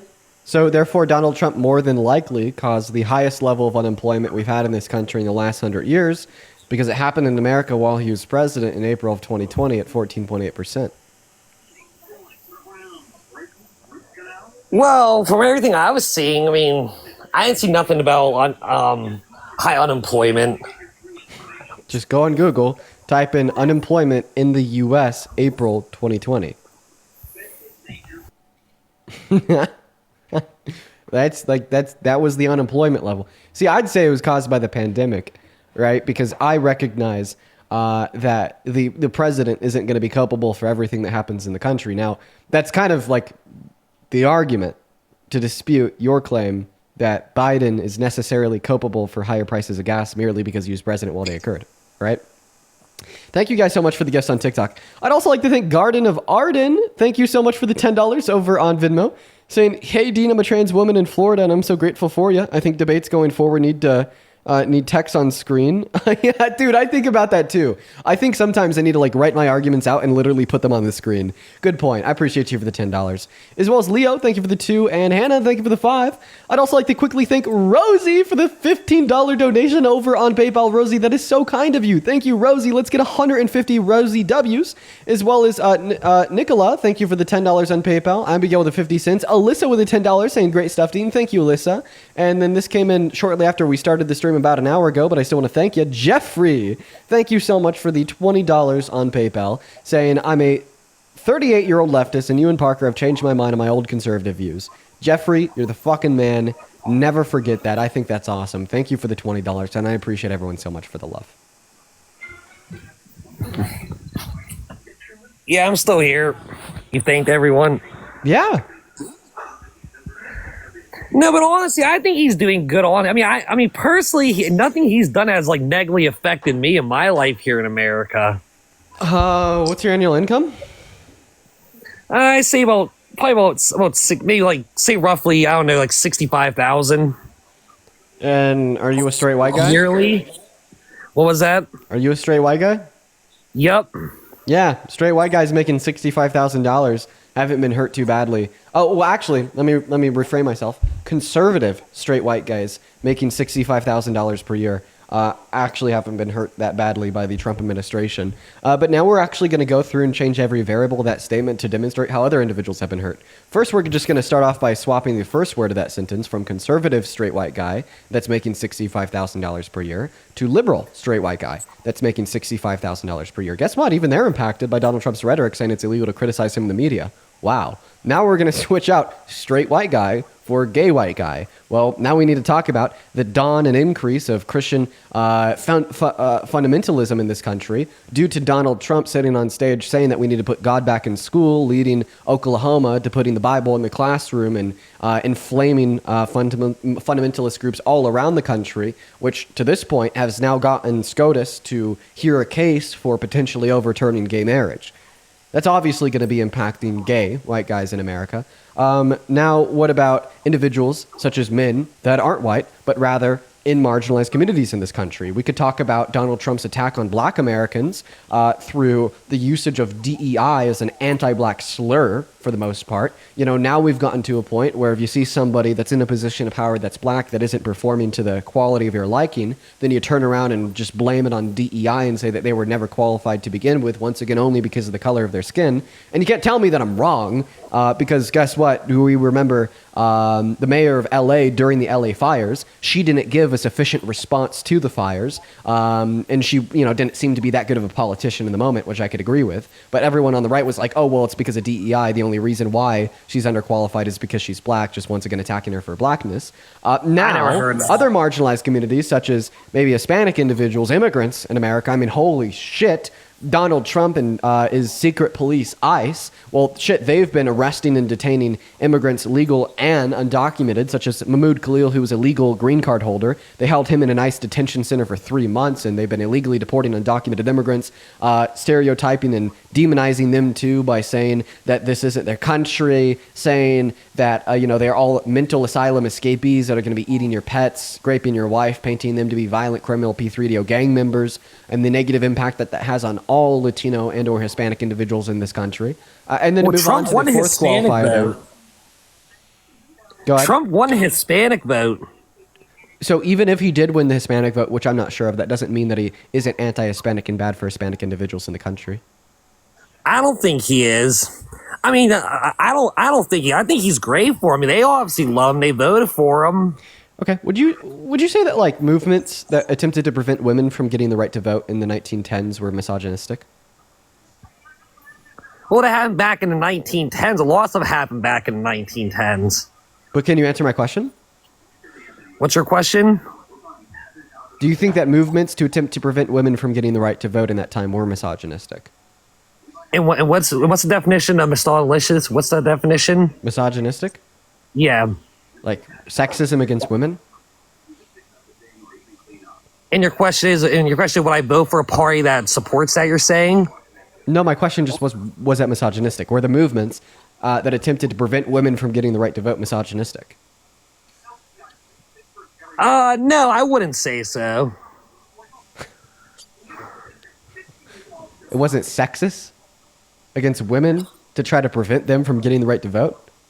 I mean, yes, but that happened back in 1910. So yeah, but that was back then. I mean, God, that was what, like over 100 years ago? Way over? So slavery wasn't racist because it happened 200 years ago? Well, no, it was, but it happened back then. That's not a thing anymore. I mean, fuck, that happened, what, back in, like, over, like, 150 years ago? Actually, like, chattel slavery still does exist. There's an active chattel slavery, slave trade in Libya. It is still a thing. But we weren't talking about it today. We were talking about it back then, and that was supposed to be the question. right? So I'll try to ask again, right? Can we agree that it was obviously misogynistic to attempt to prevent women from getting the right to vote in the 1910s? I think at the time, like they were doing it, and like at the time they were doing it because obviously, I mean, whatever was going through their heads back then, they thought like, oh, like this is right, they shouldn't be able to vote. But I mean, yes, obviously today, 100% they should be able to vote, and they do vote, dude. Like, you're evil if you don't think that it's sexist to deny women the right to vote in a functioning democracy. Is. Well, yes, it is. Yeah, it is. They have the right. They have the right to vote, just like me, you. Okay. So all the movements that attempted to prevent them from getting that right to vote were misogynistic, right? Well, I was alive back then to view those movements. Like, can you name any of the movements? The anti-suffragette movements. I mean, yes, and you don't need to be alive to determine that they're misogynistic. Like, you certainly weren't alive in the 1930s and 40s, but can you determine that Hitler was anti-Semitic? I mean, yes. Okay. So you see my point. So, you don't need to be alive to make that determination? So yes, I agree. Yeah, I agree with that. Yeah. Okay, so those anti-suffragette movements that attempted to prevent women from getting the right to vote were misogynistic. Well, guess what? There was plenty of those anti-suffragette movements that were led by women. And if we were to trust your logic about your argument, that well, because Donald Trump has a lot of Hispanic individuals in the country that support him, therefore he's good for Hispanic individuals, this would just mean that because a lot of those anti-suffragette movements had women that support them, trying to prevent women from getting the right to vote was good for women, which obviously isn't true, meaning that we can't trust that line of reasoning, meaning that we can't trust it when it applies to your statement, that even though Donald Trump has launched an attack on immigrants, specifically Hispanic and Latino immigrants, through his rhetoric, statements, and actions towards undocumented and documented immigrants in this country in the last 8 months, he's still yet not good for Hispanic individuals, even if there is a lot of Hispanic individuals that support him. I mean, I still think he's good for it because he's not deporting like all the immigrants. I mean, everyone's always saying, like, oh, he hates immigrants. He's deporting all of them. Like, no, he's deporting the illegal ones, the ones that are the felons. Oh, we should get felons out of America? So why do you want a felon to run America? Well, no. Okay, go ahead. Well, I'm talking about like the felon, like the immigrant felon, like the legal immigrants that come here and they're felon, or even if they are legal, but they're coming here and they're like terrorizing or mash. You know what I mean? They do something horrible. Would you say that doing something horrible would include, but be not limited to, perving on naked women and girls in their dressing rooms? Well, he was never convicted of that. Who? You're talking about Donald Trump? Oh, no. What the fuck? It is crazy that Donald Trump would be the first person that you think about when I'm talking about pedophilia. No, I just said, he's just deporting the people that have done the crazy stuff. Would you say that, like, one of the super crazy things that would warrant deportation would be, like, perving on the naked bodies of women and girls in their dressing rooms unconsensually, amounting to sexual exploitation?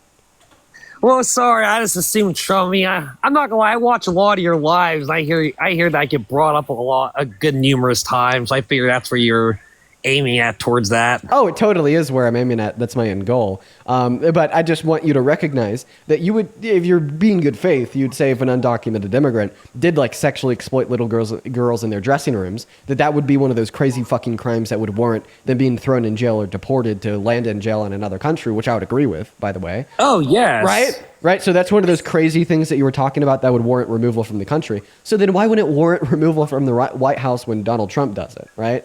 You're like, oh, because he didn't do it. Well, he did. He was never. If he did something like that, he'd be thrown in jail. He wasn't thrown in jail. I understand he wasn't thrown in jail for this, and honestly, I ask myself frequently why. That doesn't change the fact that we know he did this because he admitted to it. I'll roll the clip. Right. No, but I mean, you see a beautiful woman, you want to have that.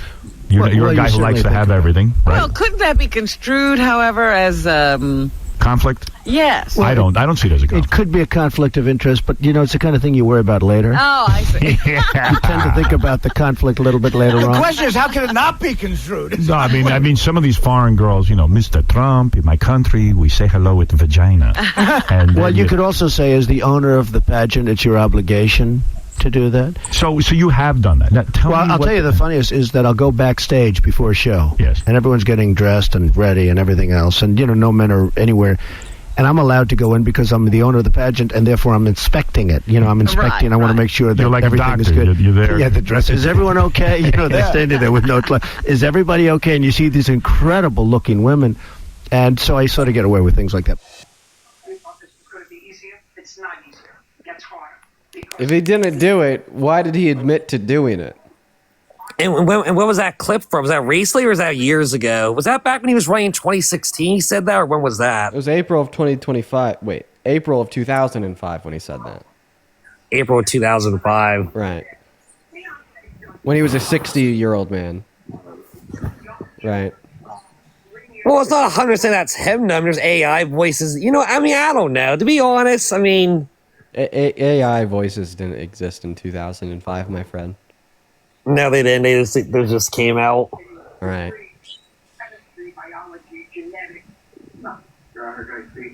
Well, that's all. Yes, that's wrong. He said that. Well, it's wrong he said that, but it's even worse that he did that. Yeah, it's pretty bad. It's terrible. So yeah, I can agree on that. Hey, people voted for people vote for him to be president again, though, right? So, are you just kind of attempting to offset the responsibility that you have to make moral, virtuous, good decisions for who's our representatives, who are and is our representatives and representative of the presidency by casting that responsibility onto the other people that voted for him? I think that you and everyone else that voted for him are just as culpable for making this terrible decision. Well, he won both. He should have won 2020, but that's a whole nother argument. But he won against crooked Hillary in 2016. Okay, what does this mean? Okay, this doesn't change the fact that he sexually exploited little girls, dude. Yeah, it's a part. Well, you don't know 100% if he did, though. You know what I mean? I do because he admitted to it. Well, those are just words that he's saying. Yeah, exactly, words that he said. Did he ever get convicted of it? Well, no, he never went to court for this or jail for it. Yeah, so I don't think he did it. So he could admit to a crime, and you won't believe that he did it unless he's found guilty. So you'll remember that one little clip that was circulating. I think this was prior to 2020, even in the 2016 election. He said, "I could walk up and shoot somebody on Fifth Avenue, and people would still support me." I feel like this is one of those scenarios. You're just telling me that Donald Trump could walk up to you, grab you by the shoulders, and what's your name? Pierce? And say, "Pierce, I'm a pedophile." And then, Pierce, you would say, "Sir, you are not a pedophile." No, I wouldn't. No, but I feel like if he did something like that, he would always. And you figure way back in 2005, he wasn't you know what I mean? He wasn't in politics. He wasn't president. If he was actually doing that, he would be in jail. That's why I don't believe he did it. So I don't know the specifics of why he's not in jail for this, right? Maybe none of the women or girls prosecuted him criminally. I don't know. We know that the women and girls have spoken about this, and I'm not sure why he's not in jail, but he admitted to it. I just don't understand how we can move any further than this because he admitted to it and you're not believing it. How about this? If a court found him guilty of something like sexual exploitation or rape, then would you believe the court? Yes, I believe the court, like a jury and all that. I would. A jury and all that? What about the unanimous jury of 9 that determined he was guilty of raping E. Jean Carroll? Yeah. You believe that? So you think he's a rapist? Well, if he was convicted of it, yes. Oh, yeah, unanimous jury of 9 in a civil court held him liable. Do you believe them? Was he found guilty? Yeah, they held him liable for it. Yeah, they found him guilty of it. Well, and when did that happen? 2023? If they found him guilty for it, then yeah, probably. So you think he's a rapist? Maybe. I hope he's not. But well, now you're just saying that you don't know if he's a rapist or not, even though a court determined that. So you're telling us that you don't trust it when he admits to it, and you don't trust it when a court finds him guilty. Sir, you're a member of a cult. No. I don't know. I mean, I have to look more into that. I didn't hear about that one. What do you? Just go on Google, type in Trump, E. Jean Carroll, grape case, and have a good rest of your day. Because I obviously I talk to cult members every day, but once we get that far in the weeds, I tend to kind of tune them out. I kind of tune them out. Oh God, wait, look who's back. Oh no, I'm not gonna have a long form debate with her.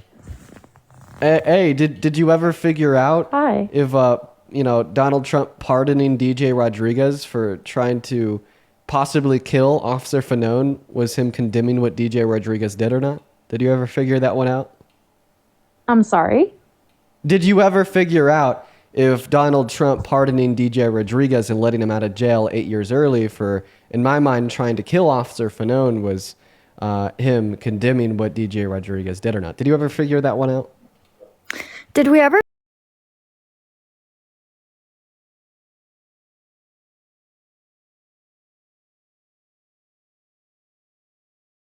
In parking for a total of what's that, like one election in 2028? What? She did lose it, man. She did lose it. Were you crying that night? Do you even know what you're saying? Were you crying that night, the election? I don't remember. I probably shed a tear. Pussy, buddy. You're a straight queer. Wait, okay. So, dude, Jay, I literally cannot do it with you small pill-brained idiots. Like Jay, it's like insane. It is just insane. It's so crazy. How about this? Let me ask you a question. Continents, how many are there? About 7. Name them all. Italy, Japan, Rome, Italy. Moving on to the next guest. Up in that queue, if you happen to support Trump as president, we're going to get you connected to the stream. We got Cooper loading up in the box right now, quite frankly. Dude, I can't do it. Joanna, thank you for the $5 on PayPal saying I listen to you every day. Thank you for educating me. Shut up, you fucking nigger. Jesus fucking Christ. Cooper is banned. Moving on to the next guest. Hop in that queue. If you support Trump as president, we're going to get you loaded up in here. Just make sure if you are in the queue that you're an American adult that supports Trump. Just please make sure that you're following the rules. What's up? Do you support Trump as president? Can you read a pup cup on live again? If you tell me that you support Trump as president. Man. Do you support Trump as president? Not really. Banned. Come on, guys. Come on, guys. Just looking for MAGA. Victoria, thank you for the $25 donation over on Venmo. Victoria, thank you so much for your kindness. Victoria with the $25 says, I love listening to how much information you've stuffed into your head. Thank you, Victoria. Show some love to Victoria down below in that chat. Yeah, I have a lot of information stuffed up in there. But I use it every day, so I never forget it. Thank you for the $25, Victoria. What's up? Do you support Trump? Yes, sir. Age, please. I'm 20. Okay. And why do you support Trump as president? I just want to say a few things first. I appreciate what you did with the Charlie Kirk thing. That was amazing. You were the only one that actually stood up for him. Stood up? I don't think I stood up for him, but no, you. Anyways, I mean, but you stopped. Just tell us why. Just tell us why you support Trump. Okay. Well, I voted for him based off of my parents. I'm not really into politics too much. I would like to hear opinions on you on why I shouldn't, because I've been listening and I've been agreeing with you like almost 100%. Yeah, here's what I would say. If you don't want to like give me reasons why you do support Trump and you're more so looking for reasons why you shouldn't, I just recommend listening to the live, because like now that I think about it, like realistically, like in these debates, like every word that comes out of my mouth is like a reason why you shouldn't support Trump. So I just like tune in and listen to the lives, bro. You know what I mean? Like I think that if you're specifically looking for reasons why you shouldn't, you should just like watch the live. And you're banned. I appreciate you for your kindness, but we are just looking for debates. Hop that queue, moving on to the next guest, Hydra. What's up? Do you support Trump as president? Oh my God. I love you. Okay, guys. I appreciate you guys for the love, but if we can't keep the queue to just Trump supporters, then we won't be able to find any debates. You know what I mean? And that's not fun. It's not fun to not be able to find any debates. You know what I mean? You know what I mean, guys? Come on. Please follow the rules. What's up? Do you support Trump? Hey. Yeah. Okay. How old are you? 19. And what time is it? What time is it? Yeah. Where? Where you are. East or South Coast? You can't be on the East and South Coast simultaneously. Bro, pick a coast, Dirk. Pick a coast. Am I just picking where you live? Yeah, bro. Pick a coast. Dude, we're going to move on to the next guest. We got that next guest, Drake, loading up into the box. Just make sure if you're in that queue, you're an American adult that supports Trump. What's up? Are you MAGA? Yes, sir, I am. How old are you? I am 18 years old of age. Okay, and what year were you born in? 2006. What month? December 14th, sorry. So why do you support Trump as president? I like to support Trump as president because I believe that if anybody else were to do it, such as Kamala Harris or Biden ran as a second term, he would not be able to do the things as Trump is doing now. So you're saying that you support Trump as president because if Harris won, she wouldn't be able to do the things that he's doing now. What things? So I would like to start off as like saying Kamala Harris wasn't as like intellectually like smart as Trump is. She hasn't ran as president before, so Trump has already experience on that. And people say that I disagree on some things with Trump. Like I do not support Israel as an ally, of course, but I would like to help him. Like there is some things I disagree with Trump, but the main thing is that let's just hone in on that first one, saying that she was less intelligent. intelligent. I'm so sorry. Did she ever say that vaccinating your babies would be putting too much liquid in them, or is that something Trump said? Did she ever say that human-caused climate change isn't real, even though 97% of scientists disagree, or is that something that Trump said? Is she the one that said that coal is clean, or is that something that Trump said? Is she the one that suggested that I don't know. There's like about a billion crazy things that Donald Trump has said. That windmills can cause cancer, or is that something Trump said? Right? Dude, Donald Trump is incoherent, incompetent, and just absolutely insane, okay? The moment you begin to talk about intelligence is the moment you lose the conversation. Yeah, drink bleach for COVID. Don't put the vaccines in your baby's bodies because it's too much liquid. Coal is clean. Climate change isn't real. And windmills cause cancer. Do you mind if I ask you a question real quick? Yeah, could you respond to what I said and then ask me a question? Yeah, of course. I understand you say those things, but I mean, if you do vaccinate your child, it is a risk. Like you can't say that it's not, because it is a risk to even get a risk of what? Any vaccination.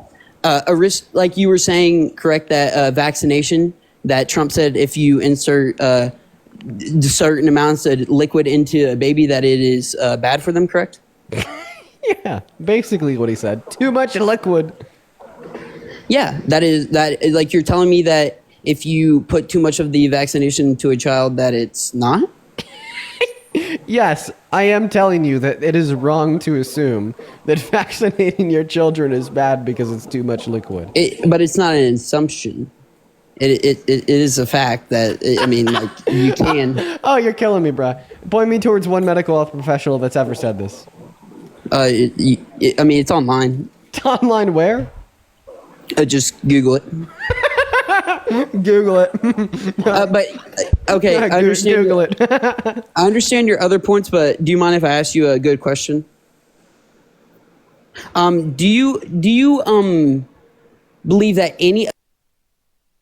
I gotta restart the live. I just got a flag. I don't even know what for. I'm losing it. I'm losing it today. I'm losing it. I'm losing it, chat. Oh my god. Maybe I should just take the day off. Maybe I should just go downstairs and watch Netflix. Oh, that's tempting. Oh, that's... Excuse me.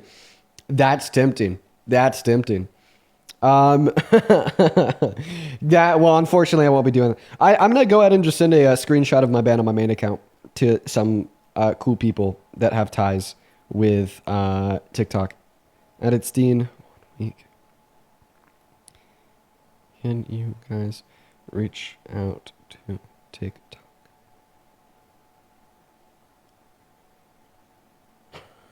Okay. There we go. We got that taken care of. All right, folks, for everyone hanging out with us on TikTok, guess what? We got to go ahead and do a restart. Parker just texted me and said, what did he say? Who can say where the road goes? Yeah, Parker, I'm fucking losing my shit. Oh, my God. All right, we're going to go and hit a quick restart. Folks, if you want to come back after the restart and continue to hang out with us during the debates, what I want you to do is follow me right now. The follow button is in the top left-hand corner of the phone screen. And once the stream ends, click on the profile picture in the middle of the phone screen. You'll be directed to the @DNC profile page. Count to 10, refresh the page, then click on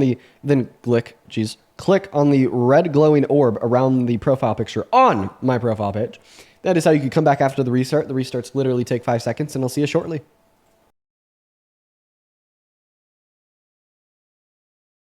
Brainwashed my entire life. So you know what? It sounds like you're on the right path, saying that you no longer support Trump, and it feels like you've been brainwashed. I feel like you're probably not the right person for this stream, and I think it's awesome that you're beginning to recognize that, bro. Good for you. Hell yeah. Moving on to the next guest, hop into that box. If you are following the rules, if you want to know what the rules are, literally take a look at the middle of the phone screen. You got to be 18 plus American MAGA and ready to debate. What is up? Are you MAGA? Yes. Okay. How old are you? 18. What year were you born in? 2008, August 9th, or 2007, August 19th. Cool. Marina, thank you for the $10 on Venmo saying keep spreading knowledge. I appreciate you for the love, Marina, and we'll never stop. I love it too much. Thank you, Marina. Go ahead and take it away. Why the hell do you support the worst president of your 18 years of life, Mr. Donald Trump? Okay, so the main reason that I supported Donald Trump is because that I believe that Joe Biden and Kamala Harris were supported gun control, and I don't believe in that. You don't believe in gun control, like any? Well, okay.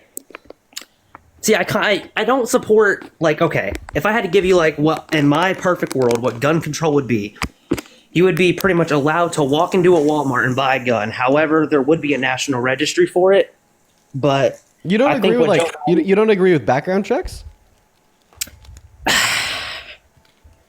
Okay, yes, yes, I would say I support background checks. I think they should check, yes. And you don't agree with like 3 or 4 day like cooldown periods? What do you mean by that? Like for instance, in my state, Colorado, last month I went in to buy a 9mm, and I had to buy it one day, but then wait 4 days in order to go in and pick it up as like a cooldown period. I don't agree with that. No. Okay. Why? Because okay, it's like minorly inconvenient. Could I just to clarify? Are you saying that you don't agree with that because it's like a minor inconvenience? No, I don't agree with that because, okay, for example, if a woman at the beginning of the day was being threatened, right? Like she had a stalker or something, and then okay, I can't talk, sorry. If she had a stalker, right? And she found that out at the beginning of the day, I think that she should be allowed within the next 3 hours to pick up a firearm to be able to defend herself later. But like the reality of the situation is we just don't see gun purchases being used in that way. The empirics don't demonstrate that what you just described happens. And what we do see that actually happens is people will get fired from their job and they'll be like super pissed off and they'll want to go buy a gun to automatically turn around and kill the person that fired them. And we saw this happen in so many states without these cooldown periods, which then led to certain states such as Colorado implementing these cooldown periods, right? But like, I mean, that shouldn't be super concerned to our conversation about Trump. Ultimately, if you don't like gun control, then you shouldn't support him. He's the greatest threat to the Second Amendment in modern American history. Could you explain that? Yeah, he directed his Justice Department to attempt to find a way to ban gun ownership for trans Americans. That is such a great threat and infringement on the Second Amendment. Now, by the way, our appeal got approved on the main account. W! Oh, fuck yeah! Anyways, going back to what I was saying, now that I'm in a better mood, holy shit, is that is the greatest threat and attempted infringement on the Second Amendment in modern American history, so much so that now even the far-right NRA has publicly spoken out against the Trump administration in attempting to do so. You know what? I'm going to be completely honest with you. I had never heard that before. Yeah. Yeah, you know what? I'm going to do some research on that. If you are correct, I think you might have actually changed my mind. You know what, bro? I actually can really appreciate you being consistent there. So many people on the right will say that they care about gun ownership and that they are a 2A loyalist, and then they'll look at Donald Trump trying to ban gun ownership for trans people, and they'll say that they don't care, they support it because they're trans people and they're anti-trans. But you know what? You didn't do that, and that shows that you have certain ideological parameters to your beliefs, and if ultimately Donald Trump infringes on those beliefs, you'll condemn him for it, and I can appreciate that. I don't see that often. I don't. Okay. Anyways, all right. Hey, for the 5,000 people hanging out with us on TikTok, we got to go back to the main account because guess what? The appeal got approved. Never mind. Let me go ahead and tell my team. Never mind. The appeal got approved. And Sam, I missed. One moment. Okay. Let's go ahead and head back over to that main account. Yeehaw! All right. Everyone, go to... That's not the right text box. Everyone, go to... There it is. Wait, actually, that's not even the right text. Give me a second.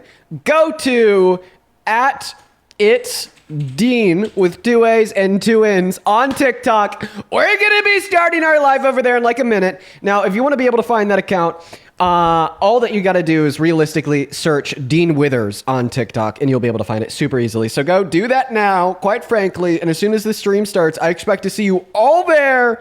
Make sure that you're spamming the chat, spamming the likes, spamming the shares. Beautiful. 10 out of 10. See you there soon. Quite frankly, be back in 30 seconds.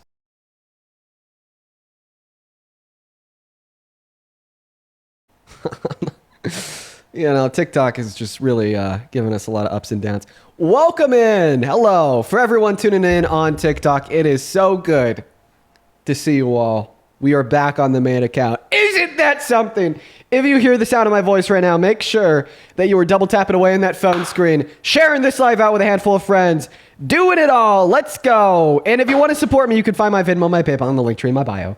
And if you do, I'll be able to give you a shout out. Like Bree with the $5 on PayPal. Bree says, thank you for what you do. Recently been scared of the future. You and Parker keep me sane. I'm happy that this streams can help you out. Seriously, I think that's awesome. But folks, let's go ahead and hop into those debates. Hop in that queue if you're an American adult that'd like to come up here and have a debate. Quite frankly, Bonnie, thank you so much for the $10 on Venmo saying, yikes, you've been having some rough days. Hang on there and keep up a good fight. Thank you, Bonnie. And then Kelly with the $25 saying, as a tired elder millennial who often struggles to see how our country is ever going to get out of this mess, my dear, you give me hope.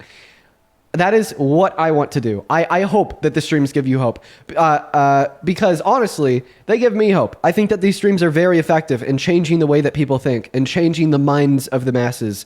And it is my positive impact on the world around me. So that's pretty cool. But let's go ahead and get that next guest loaded up into the stream right now. Hop in that queue if you happen to be a Trump supporter. What is up? Do you support Trump? Hey, I wanted to vote for RFK, and that's kind of why I voted for Trump. Bro, dude. So you really like the guy with the brain worms that put the decapitated bear in Central Park, so you voted for the 34 count felon that fulfills all tenets of fascism. Well, the reason that I voted for him is because I'm not against the vaccines, but I think it should be limited. So I'm kind of happy with where it's gone. By them officially repealing vaccine recommendations and telling moms not to give vaccines to their babies because it's too much liquid. You know, that's just like belligerently anti-science, right? Well, yeah, I mean, that doesn't make sense. But like the part it's the fact that there's like the ingredients that should be reevaluated, and like for instance, formaldehyde, which is in over half of the vaccines, and that's a cause of blood cancer. Okay. Leukemia. Look at this. I'm actually going to show you the right way to think about this. So you are asking yourself, do vaccines have formaldehyde? The first thing I'm going to do is I'm going to go to Google and I'm going to type in, do vaccines have formaldehyde in them? Enter. And what it says here, yes, some vaccines contain a small amount of formaldehyde. Formaldehyde is a chemical used to inactive... Oh. She got taken down for saying that.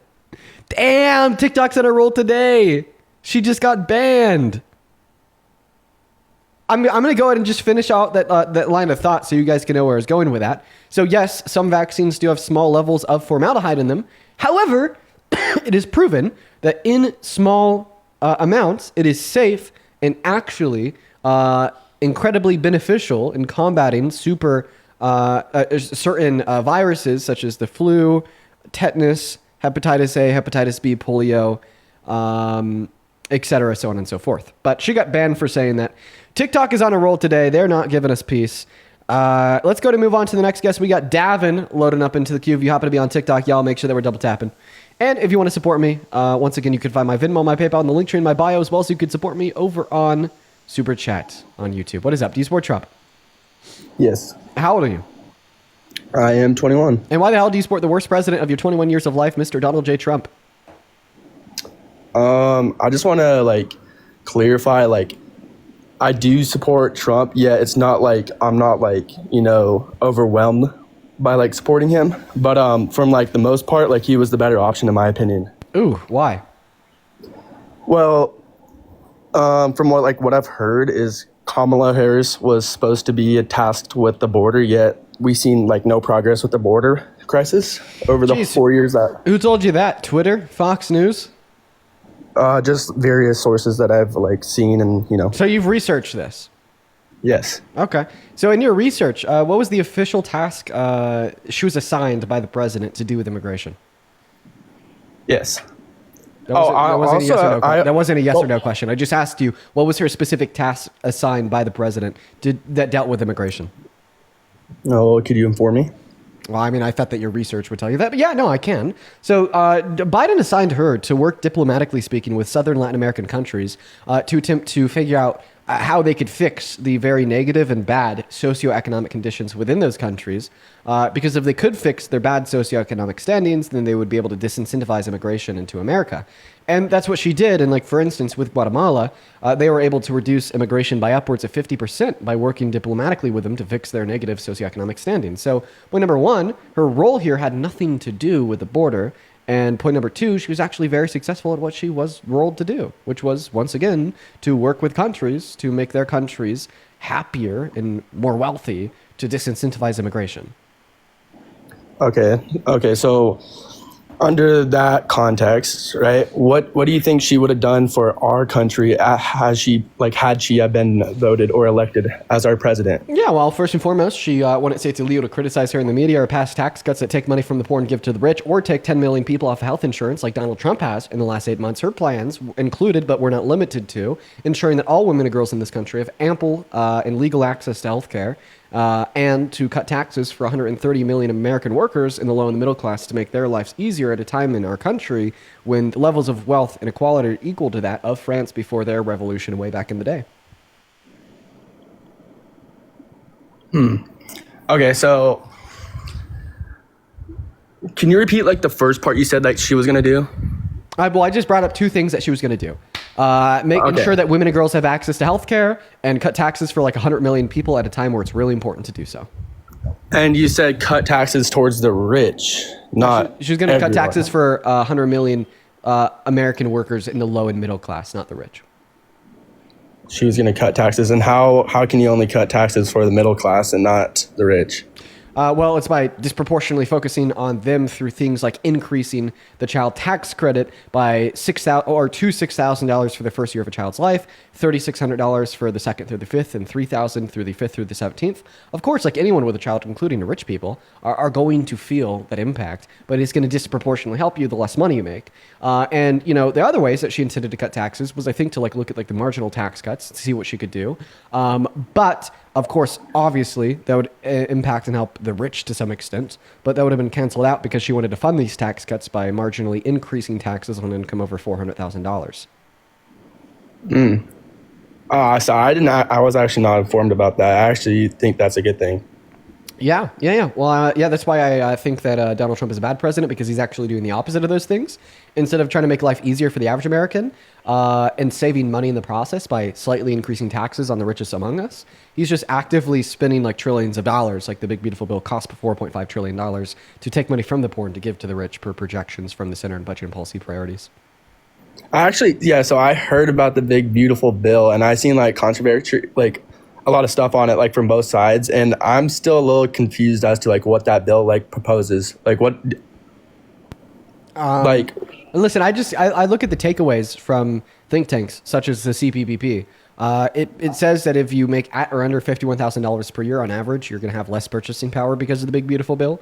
And that's because of its like massive cuts to Medicaid, increasing the premiums by 75% for anyone who's still on it, plus kicking 10 million people off it, massive cuts to food stamps, taking 3 million American families off of food stamps, cuts to education, taking it's like 6 million school children off of free school student lunch programs, massive cuts to energy production, defunding and rolling back clean energy production subsidies, which is going to reduce the productive capacity of clean energy in this country by 72%, which is expected to increase the price of energy for the average American household by around $500 per year, so on and so forth. I mean, like, it's a pretty bad bill.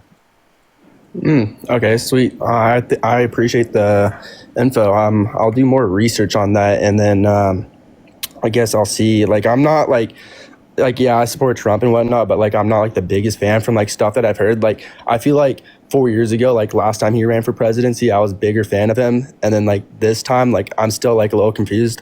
But like the stuff I've seen like going on, like with both sides of the parties, like it's kind of hard to pick and choose like what like side I would actually like belong to, considering like the stuff that's going on, like the whole Charlie Kirk situation and everything.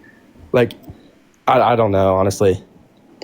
Like, it kind of makes me want to lean towards like the right side still, because nothing to do with Charlie Kirk should make you want to lean towards the right side. It should make you want to lean more to the left. You know, like for instance, if you really like Kirk, what he did, well, then you really shouldn't like the way that the Trump administration has been exploiting his death and dishonoring his legacy. Yeah, right? I don't actually like that. No. Right. But You know what I mean? Like, I don't. like, he responded to Charlie Kirk getting assassinated, who was infamously somebody that just believed in like total free speech, by saying that it's literally illegal to criticize him in the media. Yeah. The only reason why like I would like keep me towards the right would be because it's like the left side that like is always like against gun violence, yet it's always them creating a lot of gun violence. You know what I mean? I don't agree. I don't agree. You don't? No. And why is that? Well, I mean, for instance, who shot up the Mormon church in Michigan yesterday? I've not seen anything about that yet, actually. Do you want to see a picture of the person that did? Yes, actually, I would. let me pull it up for you real quick. Picture of Mormon church shooter. He was a registered Trump supporter. He even had a MAGA flag in his sorry, not a MAGA flag, a MAGA sign in his front yard. And I'm gonna go ahead and show you a picture of him right now. Boom, got it saved. Going over to TikTok. Loading it up. I do apologize. Just give me a second. This is the guy that shot up the Mormon church in Michigan yesterday. He is a 55-year-old white man, hunter, with a MAGA sign in his front yard that was a registered Republican. And this happened yesterday? Right, alongside a shooting in a bar in North Carolina. Was once again perpetuated by a white guy very similar to him, and a shooting in a Texas casino that killed 3 people, injured 9, once again perpetuated by another white man, like the other 2. In fact, I'm pretty sure that, you know, we see that political violence stemming from individuals on the right is more common than political violence stemming from individuals on the left. But the only reason you think it's more common from those on the left than the right is because instead of Donald Trump addressing the fact that in the last 271 days in America, we've had 320 mass shootings with good policy to prevent that from occurring again, he's instead just using it as a moment to disperse political propaganda, saying that the left is the issue, and then we need to blame it all on them, while in turn doing nothing to stop it with Congress. So what would you propose we do to limit gun violence? I think that we should look at what other countries have done to limit it, like the UK or Australia. I think Australia, they had like a school shooting a couple like 15 years ago, and then they passed policy to ban ARs, and that they just haven't seen much or many mass shootings yet. But I don't really claim to be an expert when it comes to good policy and regulation to prevent gun violence, right? I don't think that discredits, right, my claim that our Congress should be exploring ways to do so. Right. But would you agree that if we did, like, say, follow the UK and limit gun access to normal day civilians and whatnot, don't you think we'll also end up like the UK, knowing that we also are way larger in population with, like, you know, ever since the whole things they did with guns, they're like the balance with like other weapons such as knives and other weapons have went up. Did you know that we actually have higher stabbing rates in America than the UK? So don't you think it would go up furthermore if we did ban guns? I'm saying that we already have a higher stabbing rate than they do, and we have guns that are legal. No, I mean, yeah, that comes with population. We also are like No. 30 That's times per bigger. capita. That's a rate. But like again, When adjusted for population, the rate of knife homicides is slightly higher in the U.S. than it is in England and Wales. Yeah, but again, if we did take away guns as well, though, don't you think that it would still lead to like other weapons going up? Well, doesn't that Like- prove that it wasn't the fact that they took away the guns that led to the knife violence, considering that we have higher levels of knife violence with guns? Yeah, I mean, I guess that makes sense, but how do you even measure like per capita when their country is so much smaller than ours? How do you? Are you just asking me to like measure per capita statistics? Yes. Are you serious? Like, do you want me to describe to you how we measure per capita statistics? Yes. Well, we look at the amount of like total like knife homicides, for instance, and then we like divide it like maybe by like the total like populace, so we could determine like maybe given like 100,000 residents per every 100,000 residents, you know, like what is the likelihood that one of those 100,000 people is going to be like knife homicided to death, and that would give us like the crime rate of like, for instance, of like 0.49 in America. So per like 100,000 people, the homicide rate by knife was, you know, 0.49 in America. Meanwhile, it was 0.42 in England and Wales. Okay, so Dean, I do appreciate that, but I have like one last question too. Yeah. Yes, it's just about so say we did go like with what you think, right? Stop like limiting gun access to like civilians and whatnot, right? Wouldn't that give like our government more control? And are you for like government having more control, or what's your opinion on that? Well, I don't really think that citizens having guns prevents government tyranny anymore, because the government has nukes and a $1 trillion army. Yeah. Yeah, like honestly, it was like, sure, if we were having this debate like 200 years ago, that might be a good point. But anymore, like, it's just not. Like, I don't really think us having guns or us not having guns would prevent government tyranny. What about like, yeah, I guess you're actually right on that, huh? And if you're saying that you want to like legalize the use and possession of like arms and force to like prevent government tyranny, would you like be in support of like private U.S. citizens owning nukes? Yeah, no. Right. I would exactly. Do you have any other reasons why you support Trump as president? No, actually, I'll do more research. I actually did appreciate talking with you. It meant a lot to me. Thank you. Yeah, you have a good rest of your day, bro. All right, Yeah. we're gonna move on to the next guest. He was respectful. Cool. Sarah, thank you so much for the $10 over on Venmo, saying, "Hey Dean, just a friendly heads up. The term LDS is preferred when referring to Mormons." No, the word Mormon. If you. One second. I do apologize, Sarah. The rest of your message went away. I'm actually going to load it up on my computer. If you're watching the stream and you support Trump as president, go ahead and hop in that queue for me. I'll happily get you up here. And then I want to continue to read off Sarah's message here. Everyone do be patient. We got BBOD loading up. Okay. Sarah says, once again, just a friendly heads up, the term LDS is generally preferred when referring to Mormons. The word Mormon has been historically used in a derogatory way or hostile way. Thank you for all that you do.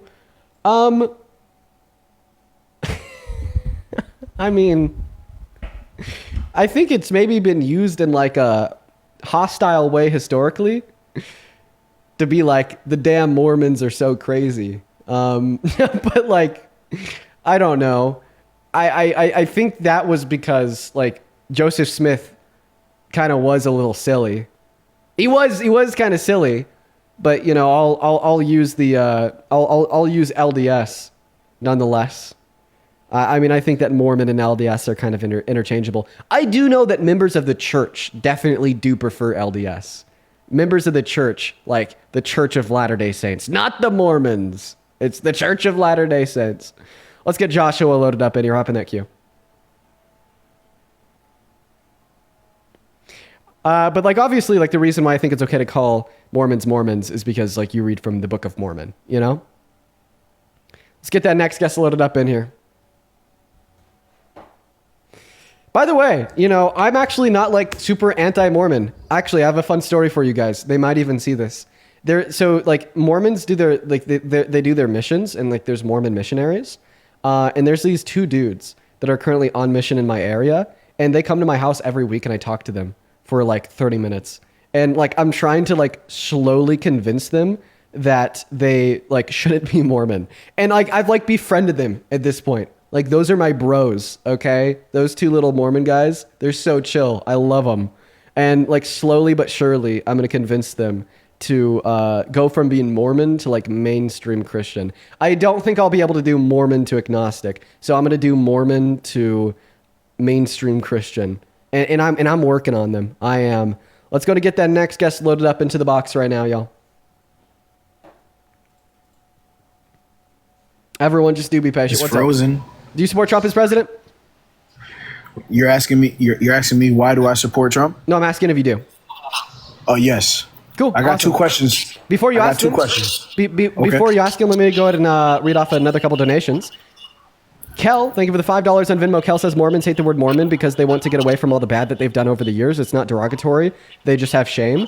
Yeah, man, the Book of Mormon's pretty bad. I forget which verse in which book, but it literally says that like white people are like the pure, preferred, beautiful people, and God cursed the humans by making them not white.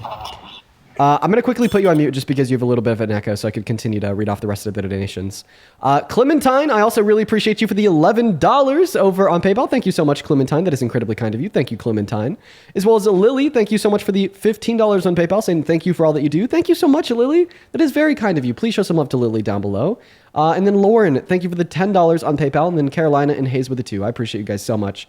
If you're watching and you want to support me, you can find my Venmo and my PayPal in the link tree in my bio. I get 100% of the proceeds over there, and you get a notification at the top of my phone screen where I can read out your name, any and all attached messages, and thank you for the love.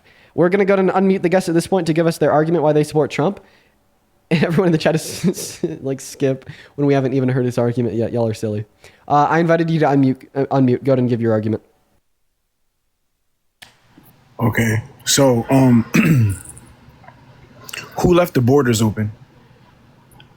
I mean, I think that's a bit of a loaded question. If you want like the genuine answer to that question, I don't think that we've really ever had a president that has opened the borders.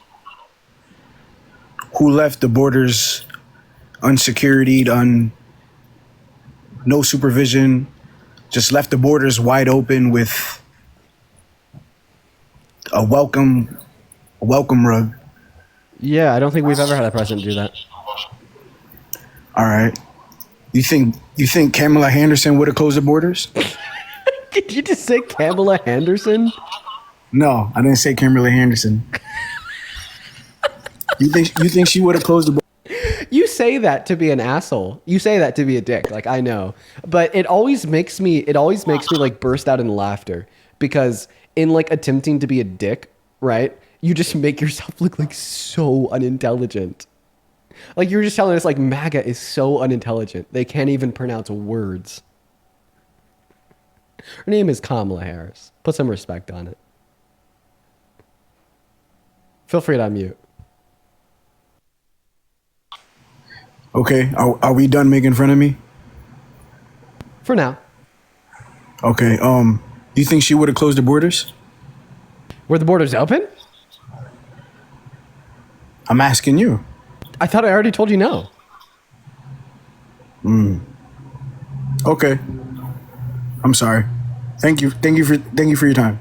Do you want to tell us why you support Trump? Because he supports Texas. He supports Texas? Like, I'm guessing you live in Texas. What is he doing for Texas? I've never said I lived in Texas. Why do you care about him supporting Texas? Because I'm American. How does he support Texas? That wasn't the question. That is the question that I'm asking you. Thank you for your time. I asked my 2 questions. Okay. We're going to move on to the next guest. What the hell's going on? Let's see. Carolina with the $2 on PayPal saying that you said it wrong again. I got it right this time, Carolina. I'm so fucking sorry. I'm so sorry, Carolina. As well as Libby. Thank you for the $25 over on Venmo for the reverse missionary service. We love your work. Okay. Maybe we should come up with a better word for that than reverse missionary. You know what I mean? But no, I understand what you're saying. No, I was, like talking to the Mormon missionaries to get them to try to convert. I get it. Thank you for the $25, Libby. Let's get 250 Libby W's down below in that comment section. I really appreciate you for that love. Seriously, Libby. I'd also like to thank Carly for the $5 over on Venmo. Kimber with the $5 on Venmo. Kimber says your lives are part of my daily routine. Thank you, Dean. Thank you, Kimber. And then Mary with a 5 and Kel with a 5. You guys are awesome. Thank you all so much. As well as Rachel, thank you so much for the $10 over on PayPal. And I did read your message there, and I completely agree with you. Thank you so much. Show some love to all of our donors down below in that chat. What is going on, Curtis? Do you support Trump? Yes, I do. Hey, Curtis, how old are you? 24. Okay. And November 21st, 2000. And why do you support the raging lunatic that is fighting our Constitution? Yeah, so I just think he's more in support of the Second Amendment, and also I like his intervention with DC and Chicago. I think I was telling this to a guest not too long ago, but I think that he's the biggest threat to the Second Amendment in modern American history. And why would you say that? He's directed his Justice Department to attempt to find a way to take away all gun ownership rights from trans Americans. That is such an belligerent violation and threat to the Second Amendment that now even the far-right NRA has publicly spoken out against him. Well, I'm not trans, okay, and I don't really support his action towards that, but I more look at it as, so I'm African-American, right? I'm a minority. And constantly what I see is like these sleeper cell white right-wing extremist groups that kind of want to target minority. I've seen the things that happen with certain HBCUs shutting down and things like that. And I just think that the left, even though that they're well-intentioned, go ahead. What's up? Okay. Should I care about terror attacks targeting black people? Yeah. I should. I agree. But if I were to apply your logic, I would just say, I'm not black, therefore I don't care. The same way you said, I'm not trans, therefore I don't care. So do we I didn't say I didn't care. I should care about harm being directed towards HBCUs and black Americans? Everyone should care about harm being directed towards HBCUs and black Americans the same way you should care about harm being directed towards trans Americans? I didn't say I didn't care. To direct the You're putting words in my Justice Department to find a way to ban all gun ownership for them? So this is what you do, Dean. You put words in people's mouths. You twist things around. I just told you that I agree, and I don't agree with that action. You put words in my mouth saying that I don't care. We're talking about why I support Trump. I said he is more lenient or more supportive as it comes to the Second Amendment. I didn't say he was perfect. No side is perfect. Yeah, but I give an argument to demonstrate that he's the biggest threat to the Second Amendment in modern American history with his instruction to the Justice Department to attempt to find a way to ban gun ownership for trans Americans. And then you just said, I'm not trans, and moved on. I'm not trans. Okay, that doesn't change. And I said that I don't agree with that. That doesn't change it. That is single-handedly the largest. So the solution is to vote for a Democrat then, who wants to take away guns. That's the solution, right? Oh, well, I think that the solution would be, in this sense, to support a candidate who would support common sense gun reform, not necessarily taking your guns away, but ensuring that we could still have lower levels of mass casualty, gun events, gun crime, gun violence, so on and so forth. That would be the solution. And honestly, I don't even think I need to describe that to you, because you think the solution for in protecting our constitutional rights, including the Second Amendment, is to support a president who is now trying to find a way to ban all gun ownership for one demographic of Americans. Point number one, what if you were in that demographic of Americans? Point number two, you should care about that demographic of Americans, even though you aren't in their demographic. And point number three, at the end of the day, he's trying to find a way to ban their gun ownership. Again. Oh, I'm still in the middle of talking. And point number three, at the end of the day, he is trying to find a way to ban them from owning guns because he doesn't like them. What if there comes a day when he doesn't like you, just like he doesn't like them? Yeah, well, that'd be unfortunate, but I don't see any proof of that. Right, but the fact of the matter is, now you have to ask for that proof because he. That's the opened reason door why you for that have guns question. in the first place, is to defend against Respond to what I tyrannical just said government. there. Respond to what I just said there. The fact of the matter is now What'd you you have say? to ask for that proof because he's opened that door in the first place, which makes him the largest threat to not just the Second Amendment, but the Constitution as a whole in modern American history, right? Before Donald Trump's second term begun here, you never had to ask yourself, am I going to lose all of my rights to own and bear arms and guns in this country? No, you never had to ask Yes, yourself you that. have. What are you talking about? No, because Biden nor Harris never wanted to take away all of your rights to own guns. Obama never wanted to take away all your rights to own guns. Bush, Clinton, they never wanted to take There was away a all your different rights to own administration guns. under Obama. And the fact of the matter is, in modern American history, we now see that window being opened for Trump to step in, say that, oh, he doesn't like something, therefore he wants to ban it, regardless if it's constitutional or not, right? Like he doesn't like the idea of trans people owning guns. Now he's directing his Justice Department to find a way to ban it, even though that's constitutionally protected for it. He doesn't like undocumented immigrants, so he signed an executive order, number 14160, into law his first day in office, that says now the children of undocumented immigrants born on American soil do not have birthright citizenship, even though they are expressly talking about guaranteed that. that right. We're talking about the Constitution, as they're expressly guaranteed said right to birthright citizenship under the first section of the 14th Amendment and have been since 1865.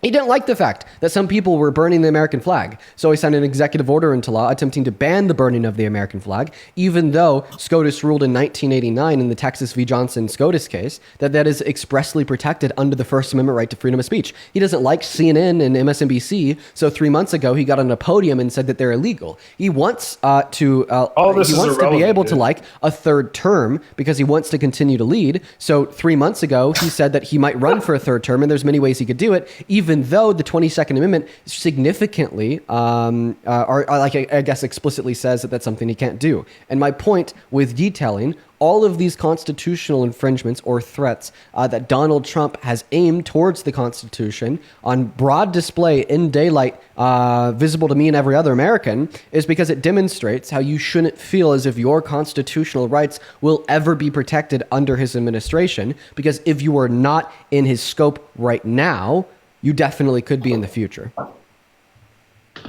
Yeah, I really don't see that happening. And I also am not convinced that voting for a Democrat would make me feel a lot better about my Second Amendment right.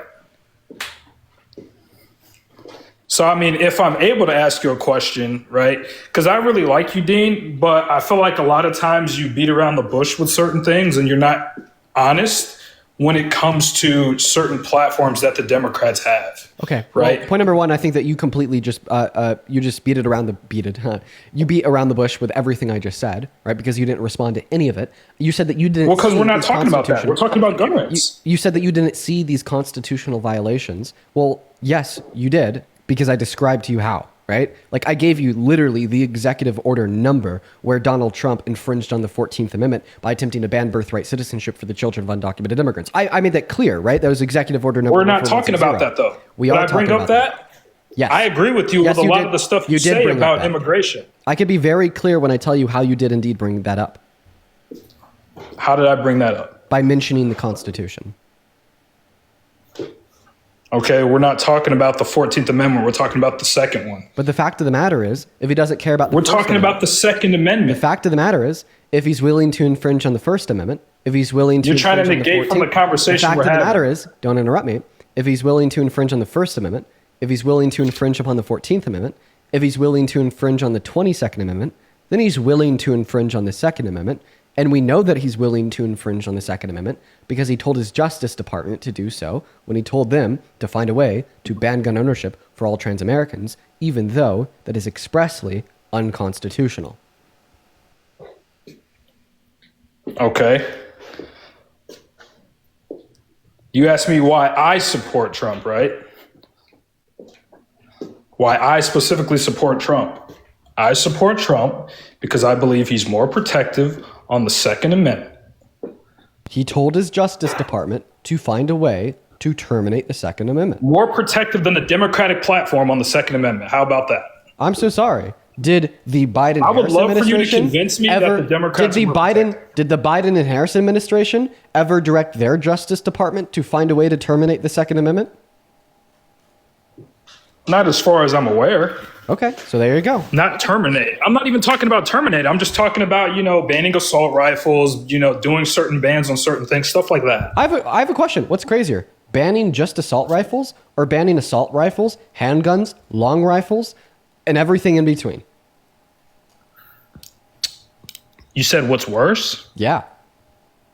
Banning everything is worse, obviously. So even if I accept that Dims want to ban ARs, and even if I accept that banning ARs is expressly unconstitutional, then still yet Donald Trump is worse because he didn't want to just ban ARs. He wanted to ban every gun from being able to be owned by trans Americans. Again, dude, I told you that I agree that that's messed up and I don't agree with that. But at the end of the day, I believe he's a more pro-Second Amendment president than the Democratic platform. Yeah, but and I just gave you an argument to demonstrate that it's not. That he's not. Absolutely. I would love to hear an argument for that. I just gave it to you. Like what? You didn't give it to me. You mentioned one specific thing. I'll go ahead and repeat it. So I said you're talking about him taking the Second Amendment away from trans people. I'll go ahead and repeat it. Even if I accept that the Dems want to ban AR gun ownership, which is unclear, and if I accept that banning AR gun ownership was unconstitutional, which is even more unclear, right? Donald Trump would still be a greater threat to the Second Amendment, because what is clear is that he didn't just want to ban the ability to own an AR, but he wanted to ban the ability to own an AR, long gun, a pistol, shotgun, so on and so forth from every single trans American in this country, which is significantly worse than just a mere ban on ARs. Once again, even if I accept that that is unconstitutional, as that is unclear. No, it's not. It's actually not. How so? Well, even if he did do that, which I would absolutely disagree with, there would be people who would stand up and protect those communities who do have Second Amendment rights. You think that America wants to protect trans Americans? I'm so sorry. I believe that there's a lot. We have found ourselves at a point in American history where we now have a president who's been held civilly liable for found criminally guilty of 34 felonies, and fulfills all 14 tenets of fascism because the GOP spent close to $1 billion on anti-trans marketing as their third largest sect of investment for ad expenditure prior to the election. And you're telling me that this country wants to protect trans Americans? You are dead wrong and so incredibly misled. I'm not talking and about the only evidence that I need to refute the fact that America wants to protect trans Americans would be the messaging, rhetoric, and sentiment of your own political party, sir. Right? Additionally here, something else I would like to point out is I have a quick question because I want to test your internal consistency here. You're talking about bans on ARs and how much you hate that. Would you be okay with banning your right to own an AR if it were to reduce the amount of children that die as a result of gun violence? You're completely pivoting. Do you support the Second Amendment, Dean? That's not a pivot. That is such a clear question that is directly on topic. Answer it right now. Do you support the Second Amendment, Dean? I will not be answering any of your questions until after you answer mine. You're now on mute because I want an answer to my question. Would you support banning ARs if it were to materially reduce the amount of children that die as a result of gun violence? Answer my question. No, because you asked your question after I asked mine.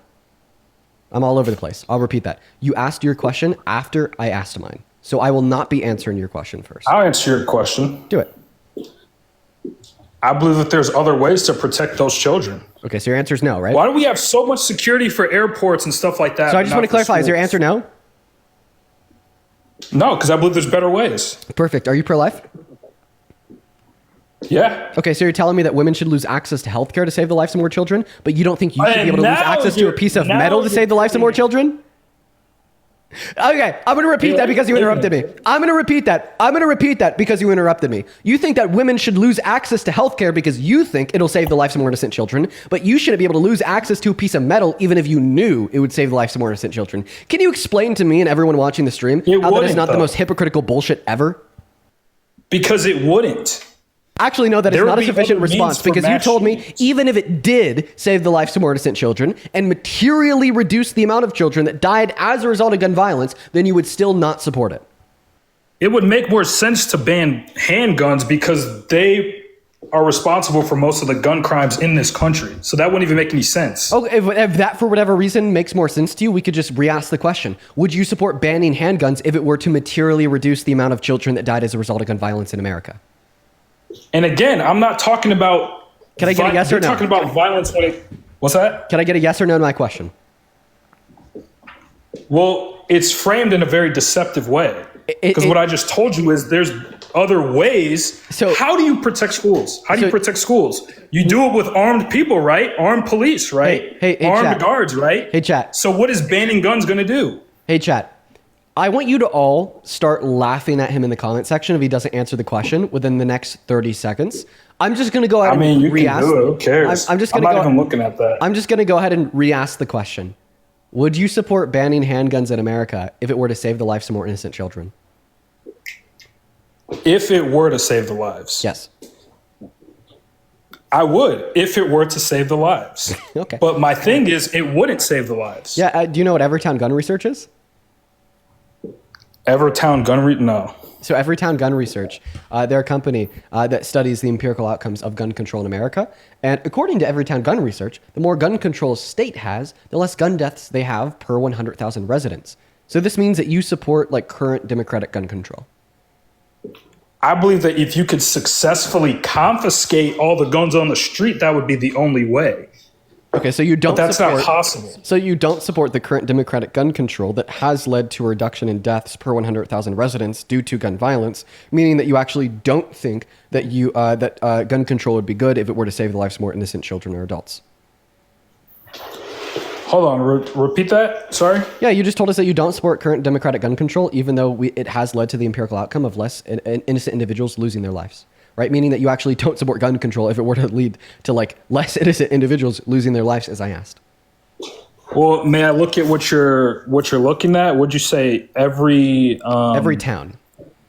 Every town gun research. While you're looking that up, I'd like to thank. Let's see here. Maddie, thank you for the $11 over on Venmo. Thank you so much for the love, Maddie. That is MADI. Show some love to Maddie down below. Maddie says, begging you to run for office in 14 years. You already have my vote. I might run for some office. I don't know about the presidency. I wouldn't doubt it if I ended up being like a senator or a governor or something. Carly, thank you for the $5 as well. Thank you so much. If you're watching and you want to support me, you guys, you can find my Venmo, my PayPal, and the link tree in my bio on TikTok or in that pin message over on YouTube. I would also like to quickly thank I'm going to call you Jim, Jem. Thank you so much for the $15 donation on PayPal. Jim says, you are genuinely one of my favorite people in the world right now. Thank you for what you do, and please come visit us in the UK sometimes. I actually may be up there here pretty soon to speak at, what is it, Oxford? I think I might. As well as Alma, thank you for the $6, and Rosie with the $6 over on PayPal. And if you're watching on YouTube and you want to support me, but you don't have Venmo or PayPal, you could also support me over in Super Chat. I appreciate everyone so much for all the love today.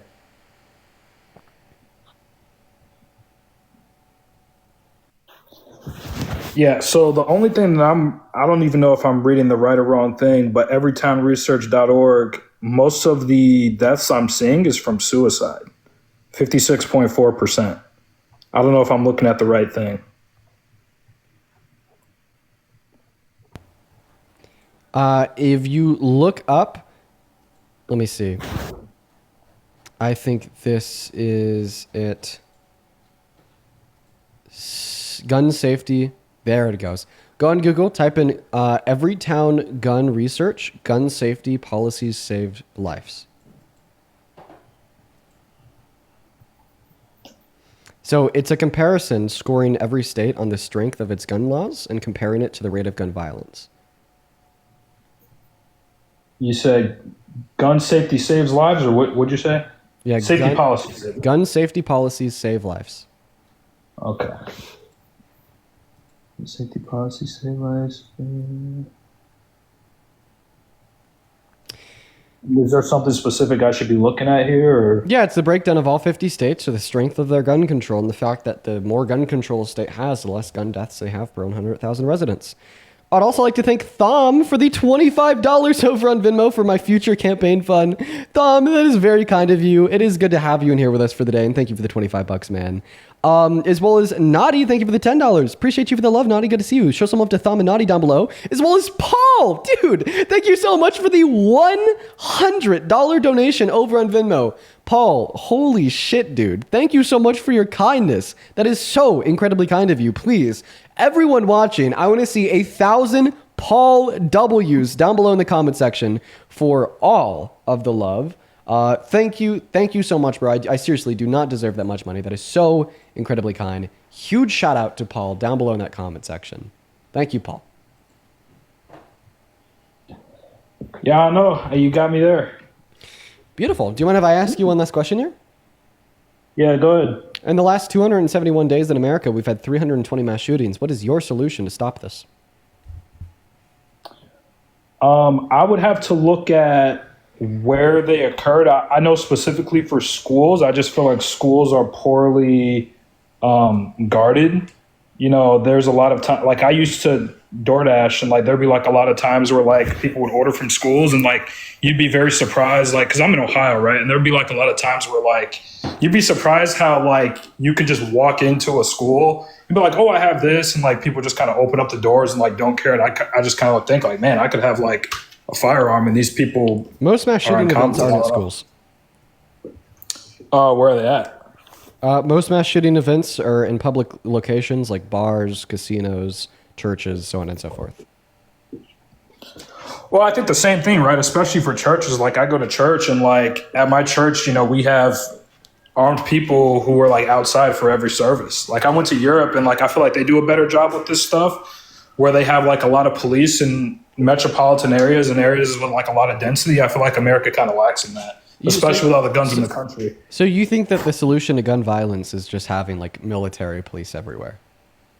I didn't say military. I said police. Just like or armed people, trained armed people. Station bodyguards everywhere. I mean, what's the problem with that?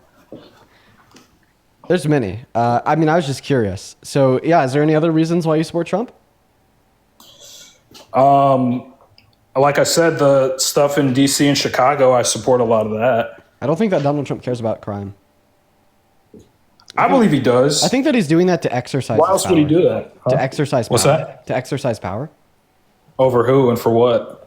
Over the American people for no other reason than he wants to, because it makes him feel more important. I just like reject the reason that he's doing it because he cares about crime. If he cared about crime, then he wouldn't have pardoned the 72 violent offenders that tried to kill and beat up police officers at our country's capital on January 6th, but he did, right? And I feel like that definitively proved that he does not care about crime. Because if he's okay, well, what about the people burning down the entire country in 2020? If Donald Trump is willing to reward a violent criminal that attempted to like kill a cop on the steps of our capitals by letting them out of jail and calling them a patriot, he doesn't care about crime at all. I don't think you can compare January 6th to what happened in June 2020 when the entire country literally burned down, and I could see downtown Cleveland burning down from my house 20 miles away.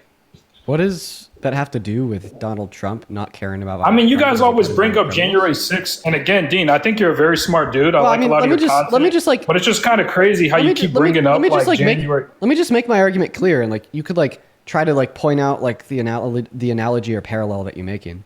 My argument is just that Donald Trump doesn't care about violent crime because he rewarded it by literally pardoning violent offenders that try to kill cops on the steps of our Capitol, letting them out of jail 8 years early and called them patriots. And like, what is the the Democratic mayors that brought up? What's that? And like, what is the parallel here? Feel free to make one. I don't know. It just sounds well, like you're trying to pivot, but feel free. No, it relates to the conversation. Okay. I just feel like a lot of What's that? Okay, so describe its relation. So make the point, then describe its relation. Yeah, so I feel like a lot of left-leaning people, they're radio silent when it comes to the violence that occurred in 2020 in June over the BLM protests, but they bring up this whole big thing about what happened at the Capitol. When it really was not as big of a deal as people make it out to be. Okay, so assuming that like every Democrat in America was truly radio silent about all these violent, gruesome BLM riots, and we're going to assume that they were just so violent and so gruesome, right? They were. Wouldn't this just mean that like Donald Trump doesn't care about crime and a lot of liberals don't care about crime? like this would still mean that Donald Trump doesn't care about crime. See, that's why like I don't understand the point, right? You know, I think that you're sensationalizing a lot of like the BLM riots that occurred. You're really accusing not. those of like who did it, and you're attempting to make a larger issue and blame it on the left is just very typical like right leaning propaganda. But like even That's if, like, literally what you're but, like doing. even if your point here was true, and like the BLM protests were so violent, and everyone being violent in them were leftists, and all Democrats in America were so radio silent about that. Sure, you could use that as a compelling argument to demonstrate that Democrats don't care about crime, right? But this wouldn't change the fact that neither does Trump, right? And it's the fact that Donald Trump does not care about violent crime that is making my point clear. No, you brought up January 6th where we just literally both disagreed that I don't believe it's as bad as the left tries to spin it. Okay. Well, I don't really think that you really listen to my argument to conclude that he doesn't care about crime and how. Yeah, you said he clear by pardoned a referencing bunch of January people, 6th. 72 people. Right, and that makes it clear that he doesn't care about the crime. Because if he did care about the crime, why would he reward it? Well, again, because he probably believes, like I do, that what their actions were wasn't really that bad. Okay, like so I you can't don't go care about all violent crime. 72. So listen, earlier you were saying that like leftists were radio silent about like burning buildings, but now you're literally saying that it is good to try to kill cops. Hypocrite. That's literally what you do. No, that's what you just What do said. you mean, You said it kill wasn't that cops? bad. What You are said you it wasn't that bad when DJ Rodriguez took a stun gun and drove it into the neck of Officer Fanone on the steps of the Capitol trying to kill him, then giving him PTSD and a heart attack after Officer Fanone was beat over the head with metal pipes and had his own gun drawn on him by somebody there with a crowd then chanting and kill him with his own gun, right? And then DJ Rodriguez was caught by the FBI with Officer Fanone's body camera footage of trying to kill him with a stun gun, and then he pled guilty to it and went to jail for 12 years, and 4 years into his term, January 21st, 2025, Donald Trump turns around, issues him a full and complete presidential pardon, and calls him a patriot. And I just want to clarify, your response to this isn't to agree with me that obviously Donald Trump doesn't care about violent crime because he's rewarding it, but rather you're saying it wasn't that bad when DJ Rodriguez tried to kill a cop on the steps of our Capitol? No, it literally. You know how many cops were killed? So it during the was that BLM bad? protest? So it was that bad? David Dorn. So okay, do you support David Dorn's murderer then? Oh, guess what? Oh, no, you don't I know didn't. that name, do you? No, I didn't. And neither did Biden because Biden didn't pardon him. Yeah. But guess what? If Biden did pardon him, that would be the only thing you'd be talking about until you died of old age in like 2136, my friend. All right. But then when Donald Trump pardons DJ Rodriguez, you say it's not that bad. And then you try to pivot onto a completely different subject. Why are you selective with your outrage as it would apply to the attempted murder of police officers? It's back the blue when it's politically advantageous to attempt to draw a conclusion that the left is violent. But then as soon as it relates, once again, to Donald Trump pardoning somebody that tried to kill a cop, you don't care and you don't think it's that bad. I have a question. Putting words in my mouth again. I'm actually going to go. I didn't even say that. I'm going to go ahead and start off with a question about the first statement you made. So you said that an officer was killed at the BLM riots. If Biden pardoned that officer's killer, would you ever stop talking about it? No, I wouldn't. But then when Donald Trump pardons Officer Fanone's attempted killer, you call Watch it you put words in my mouth.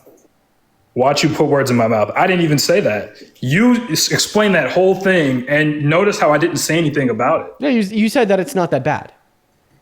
No, I didn't. Not about that specific thing. I said January 6th wasn't that bad compared to what happened in June 2020. Okay. 2020, Trump's administration. Okay. What about it? Who is this? Delaney, how did you get up here? I actually don't know. Are you a Trump supporter? Yeah, I voted for him. Wow. How did you get up here? I actually don't know. Like, I just got accepted.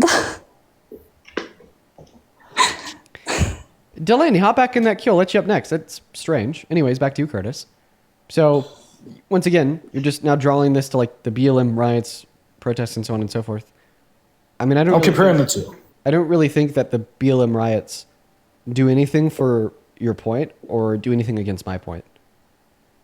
Well, I just feel like there's better things to bring up that can put Trump supporters on the hot seat than January 6th. I just feel like that's a weak point. Well, I'm not using that to put you on the hot seat. I'm using that to demonstrate that Donald Trump doesn't care about violent crime because he's been rewarding it. Like, how about this? I'm just saying that that's not a good argument. And I want you to tell me why. Tell me why it is a bad argument for me to suggest that Trump doesn't care about crime and or violent crime. And my reason to believe this is that he has been rewarding criminals that try to kill cops by letting them out of jail 8 years early and label them as patriots. Explain to me how that's a bad argument. Well, again, because the vast majority of the people during January 6th, they weren't doing that. Right. But that actually doesn't change the fact that those that were doing that were pardoned and labeled as patriots. Well, he's just egomaniacal. Like, he just wants to, he likes to support the people that support him. And so he kind of did that with J6. And a lot of Republicans actually called Donald Trump and the people who were at January 6th out for their actions. Like, I don't understand like how that. Whoa. So now you're saying that he values supporting those that support him over the condemnation of crime. Don't you think that a majority of people in America support him? I would say so. I think it's shifting now, but. So then you're just saying that he doesn't care about the majority of crime in America? Because it's committed by individuals that support him? No. How does that even make sense? Because you're telling me that he didn't care that DJ Rodriguez tried to kill a cop because DJ Rodriguez supported him, and you think that a majority of Americans support him, meaning that because majority of Americans support That's him... not what that means. And we could draw a parallel towards a majority of crime being committed by a majority of MAGA Trump base supporters? as... If you'd allow me to finish. Go ahead, sorry. Because you think majority of America is MAGA, meaning that we could assume that a majority of crime is committed by Trump supporters due to a fact that majority of America is MAGA. Absolutely not. Okay, I'll add another layer. How could you even draw that distinction? I'll add another layer on to justify this assumption. Socioeconomic trends suggest that the richer somebody is, the more likely they are to be liberal, and the less money they have, the more likely they are to be Republican. And those same socioeconomic trends suggest that the less money you have, the more likely you are to commit a crime, meaning that I am not just arguing that majority of crimes are committed by quote-unquote Trump supporters, because you told me that a majority of Americans are Trump supporters, but also because of the relationship between the lower socioeconomic conditions, making you more likely to be Republican and more likely to commit a crime. Well, no, because I think you have to look at a lot of statistics when it comes to that sort of stuff. I mean, who's committing the crimes here? What kind of crimes are you talking about? I'm talking about all kinds. If we're talking about violent crimes, I think Trump is addressing those things with the National Guard action in those two major cities. What does Trump's National Guard action have to do with my argument? Could you even repeat my argument? Do you know how to respond to an argument? Because I don't think you do. I mean, you said that because I just gave you a statistical argument to reasonably conclude that a majority of crime is committed by Trump supporters. And I'm not saying obviously when Obama was president, it was probably the case that majority of crimes were committed by Obama supporters because most people in America supported Obama at that time, right? This isn't doesn't mean he doesn't care about crime. Yeah, this isn't necessarily a bad thing, right? Right. So why bring it up? Right, because you told me that the reason he didn't care that DJ Rodriguez had tried to kill a cop at the Capitol is because DJ Rodriguez supported him. And if you're accepting that majority of people that commit crimes support him, and he doesn't care about the crimes committed by those that do support him, such as DJ Rodriguez, therefore he doesn't care about majority of the crime. I would say that's a dishonest take. Okay, if it's dishonest to... That's a bad faith take. If it's dishonest and bad faith to suggest that Donald Trump doesn't care about the crimes committed by those that support him, well then why did you tell me that as a response earlier when I suggested that Donald Trump doesn't care about violent crimes because he pardoned DJ Rodriguez? And then you responded by saying, well, it's not necessarily that he doesn't care about crime, it's just that he's egomaniacal and wants to support people that support him. Yeah, I mean, I don't know what you're getting at with the question that you asked me. Yeah, the conclusion was that he doesn't care about majority of crime in America. That's what I was getting at, using your logic. Okay, I would have to disagree. I mean, what kind of crimes are... I feel like there's a lot more questions to ask based off of what you just said. Okay, so what kind of crime? So if he still cares about crimes committed by individuals that support him, why didn't he care about the crimes that DJ Rodriguez committed? I don't think he was too concerned about it. Yeah, why? Well, again, because I believe that he was trying to take the White House, and like that whole J6 thing was like people going up and trying to take the whole thing, and he wanted to, pardon the people that were trying to get him in using that action. Wait, so now you're saying that the January 6 rioters were trying to insurrect our federal government, and that he didn't care that they were trying to insurrect the federal government because he supported the insurrection of the federal government? Is that your argument? I think he did. I mean, yeah. Dude! And you support him as president? You support him as president, even though you think that he wanted to insurrect our federal government, and he had thousands of people helping him in that cause that helped in the violent attempt to try to insurrect and coup the federal government. Not violent. Yeah, violent crimes are violent. Not like I said, a majority of that wasn't violent. A lot of that was just people just walking around the freaking Capitol, dude. A majority not being violent doesn't mean it wasn't violent. What? Yeah, you heard me. A majority of it. Oh, okay. Yeah. I mean, like, again, I feel like it's not as big of a deal as like people make it out to be. You just said that an insurrection on the federal government's not a big deal. Bro, you traitor. You traitor. You traitor. Define an insurrection. You are a traitor. You are a fucking traitor. Oh my God. I'm not talking to you anymore. Ooh, an insurrection on the federal government's not that big of a deal, bro. Yeah, Trump didn't care. I mean, he wanted the insurrection, and they were just helping him, so that's why he didn't care. But I support him. It's not that big of a deal. Do you hear yourself? Am I like the only person that listens to that? And I'm genuinely mind blown by like how like treasonous, and apathetic, and just like ridiculous these people are. Because that's my honest response. Let's go to move on to the next guest. Hop back, Q, if you happen to support Trump. R, thank you so much for the $10 over on Venmo. R says, watching your lives are my favorite thing. Thank you so much, R. Show some love to R down below, as well as Lumi with the $10. Thank you so much for the love, Lumi. Let's get 100 Lumi W's down below, as well as Kyle. Thank you for the $10. Saying my husband and I have been watching since January, and we've learned a lot. I perform, that's awesome. That's awesome, Kyle. Shout out to Kyle and Kyle's husband, as well as I appreciate y'all for the $10. As well as Danielle. Thank you so much for the $25 on PayPal. Thank you so much. Seriously, Danielle, that is very kind of you. Alongside AB, thank you for the motorcycle over on TikTok. We're going to move on to the next guest right now. Please Yo, can I have your autograph, bro? I'm a big fan. Oh, that's kind of funny. We're going to move on to the next guest. Please show some love to Danielle down below in that chat. I really do appreciate you for the $25, and I hope that you are doing well. As well as Frank. Dude, holy shit. Mr. Frank. Thank you so much for the $50 over on YouTube Super Chat. Frank with the 50 bomb says, love what you are doing. Keep up the great work. Let me tell you, Frank, I will never stop. I love it too much. It is my calling, quite frankly, Frank. I really do appreciate you for the $50. If you guys could please show some love to Frank down below. As well as Jeremy with the $10 on Super Chat saying, when backed into a corner, the amount of downplaying they do for Trump's actions is insufferable. It is. It is insufferable. It makes me want to rip all my hair out. Welcome back, Delaney. Hi, how are you? I'm good. And how old are you? I'm 20. 20, and you are MAGA? Yeah. All right, Delaney, let's talk about it. Let's see if I have anyone else to thank first, though. Alla, thank you for the $1 on PayPal, and Caitlin with a 5, and Rachel with a 5.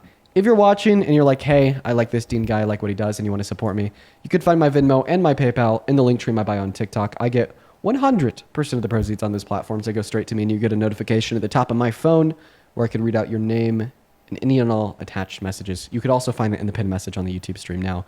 Delaney, take it away. Why the hell do you support Trump as president?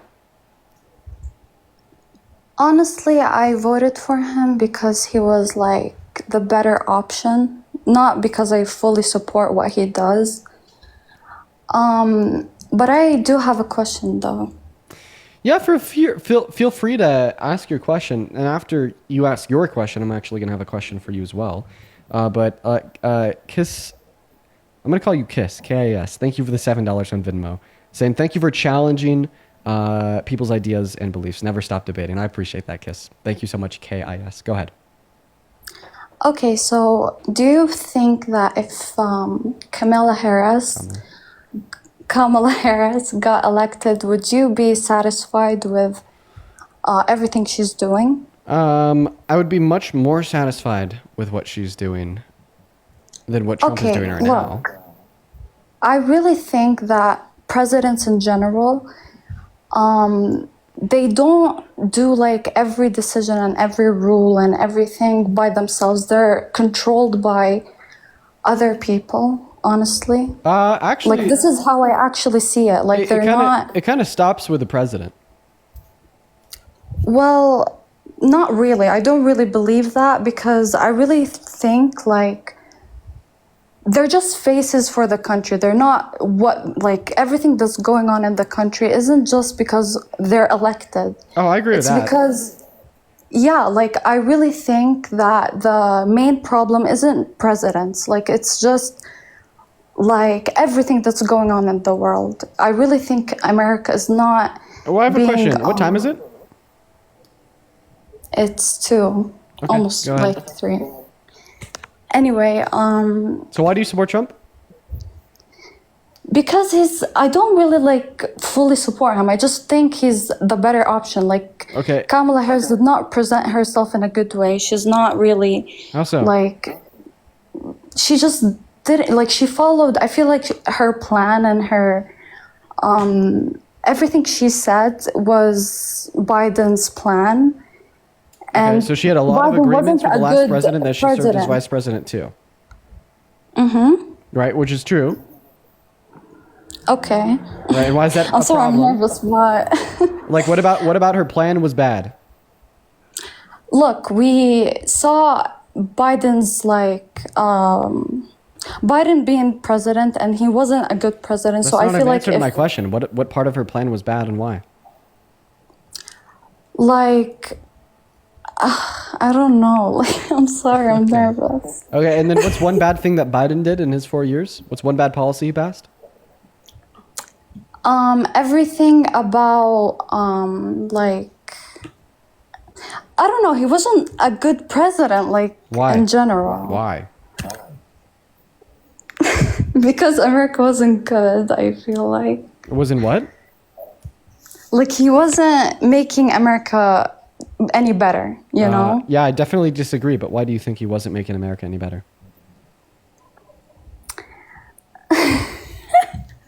I'm sorry, I'm so nervous. Can we just focus on what I was saying? Yeah. Why was Biden a bad president? I think that she's leaving. Goodbye. No. Oh, welcome back. How about this? Okay, You think of a response insofar as why Biden was a bad president? Well, I think a couple people. Pam, thank you so much for the $10 on Super Chat. Pam just left the $10, only the love and with no message. I appreciate you so much. Thank you, Pam. Mia, thank you for the $5 over on Super Chat as well, saying I love your debates. Thank you, Mia. And then Skyly, thank you for the $10 on Venmo. Skyly says, you are so well-spoken and composed for someone our age. I've been watching every day and sent you a galaxy. Thank you, Skyly. And by the way, my name is Skyly, not Skyler. Well, that is a cool name, Skyly. Skyly, I appreciate you for the $10 and your very kind words. As well as Maggie, thank you so much for the $10 saying going through a rough breakup, and these streams are a consistent part of my day, so thank you. You know, Maggie, I actually started doing the streams I do now because I was going through a rough breakup. That could be like a really good place to put your like mental focus towards to take your mind off of things. I get it, and I hope that everything ends up going all right for you, Maggie. As well as Riley, thank you for the $10 saying, hey, Dean, my whole family's on the right, and I started questioning it a few years ago. Your debates have helped me realize how blindly following is not the best idea. Thank you for helping me to stop taking things as I am told. Riley, I'm really proud of you. I also grew up in a Republican family. I understand how hard it could be to start thinking logically, but you've done it, and I'm proud. Sophie, thank you for the $1 as well. I appreciate you so much. And then another Kylie, thank you for the $10, saying, I'm a teacher, and I truly hope that my students grow up to be as passionate, as intelligent as you. Thank you for fighting the good fight. You give me hope. I already know because of how much you care about the future of your children that you teach that you are a damn good teacher. Thank you for what you do for our next generation. As well as Jason and Alicia, I appreciate you both for the $10 and the $5 over on PayPal. Thank you guys so much.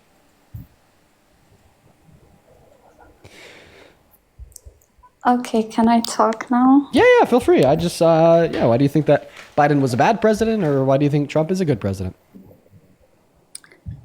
Look, honestly, in general, I feel like none of the presidents are gonna make America good, honestly. I just feel like presidents are just like they aren't the main problem for what's going on in America right now, okay? I just feel like Delaney, I hope you have a good rest of your day. I don't want you to take me kicking you as a symbol of disrespect, but we are just looking for debates about, like why some people think that Donald Trump is a good president or not. And I just didn't feel like I was getting that from you, so I did skip you. But I hope you have a good rest of your day. What's up? Do you support Trump? Yes. Okay, Amanda, how old are you? I am 30. All right. Really? Yes. Are you questioning me, Dean? Okay, now I hear it. I'm not questioning you anymore. So why the hell do you support the worst president of your 30 years of life? I mean, Donald Trump sucks, Amanda. I know. But let me tell you. I don't know. The 30 is gone again. What year were you born in? 1630. Damn, I was right. Moving on to the next guest. Let's get that next guest loaded up in here. They were doing okay at trying to mimic a voice of an older person, but it just kind of kept going in and out. We're going to get that next Trump supporter loaded up in here right now. Jack Donald is next up. Come here, Jack Donald. Come here. What's up, Jack Donald? Do you support Trump? Yeah. Jack Donald, how old are you? 18. Okay. What year were you born in? 07. Okay. Let's hop into the debate. Give me 1 second. I'd like to thank Catherine and Skyly. Thank you for the $10 and the $4 over on Venmo. And Catherine says, my rapist goes to court this week to plead hopefully guilty. And I wanted to let you know, and I wanted to thank you for your incredible for the incredible advocate you are for women victims. Catherine, I hope he goes to jail for the rest of his goddamn life. And I'm so happy that you're still with us here today, safe and sound. And please keep me updated with how that goes. Thank you for the $10. Go ahead and take it away. Tell us why you support Trump. I think he's America first, and he pushes an anti-career perspective. I don't even anti-what perspective? Anti-political career. Okay. First point. America first. No, he's not. Almost everything he does is America last. Oh, giving more money to Israel, continuing to give them our resources, Israel first, America last.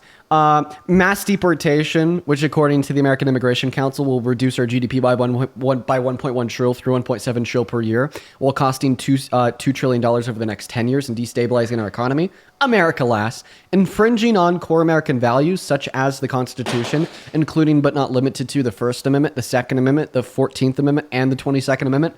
America last. Redistributing wealth from the poor to the rich while also spending $5 trillion in the process of doing so under the big beautiful bill, while also taking away healthcare from 10 million low-income Americans and food stamps away from 3 million low-income Americans. America last. If you want to know who a truly patriotic America first president would be, you should look no further than Kamala Harris almost a year ago. Well, I think I just support his mass deportation. So yeah, you support one of the America last things he stands behind. Well, I think that supporting law and order is good for America.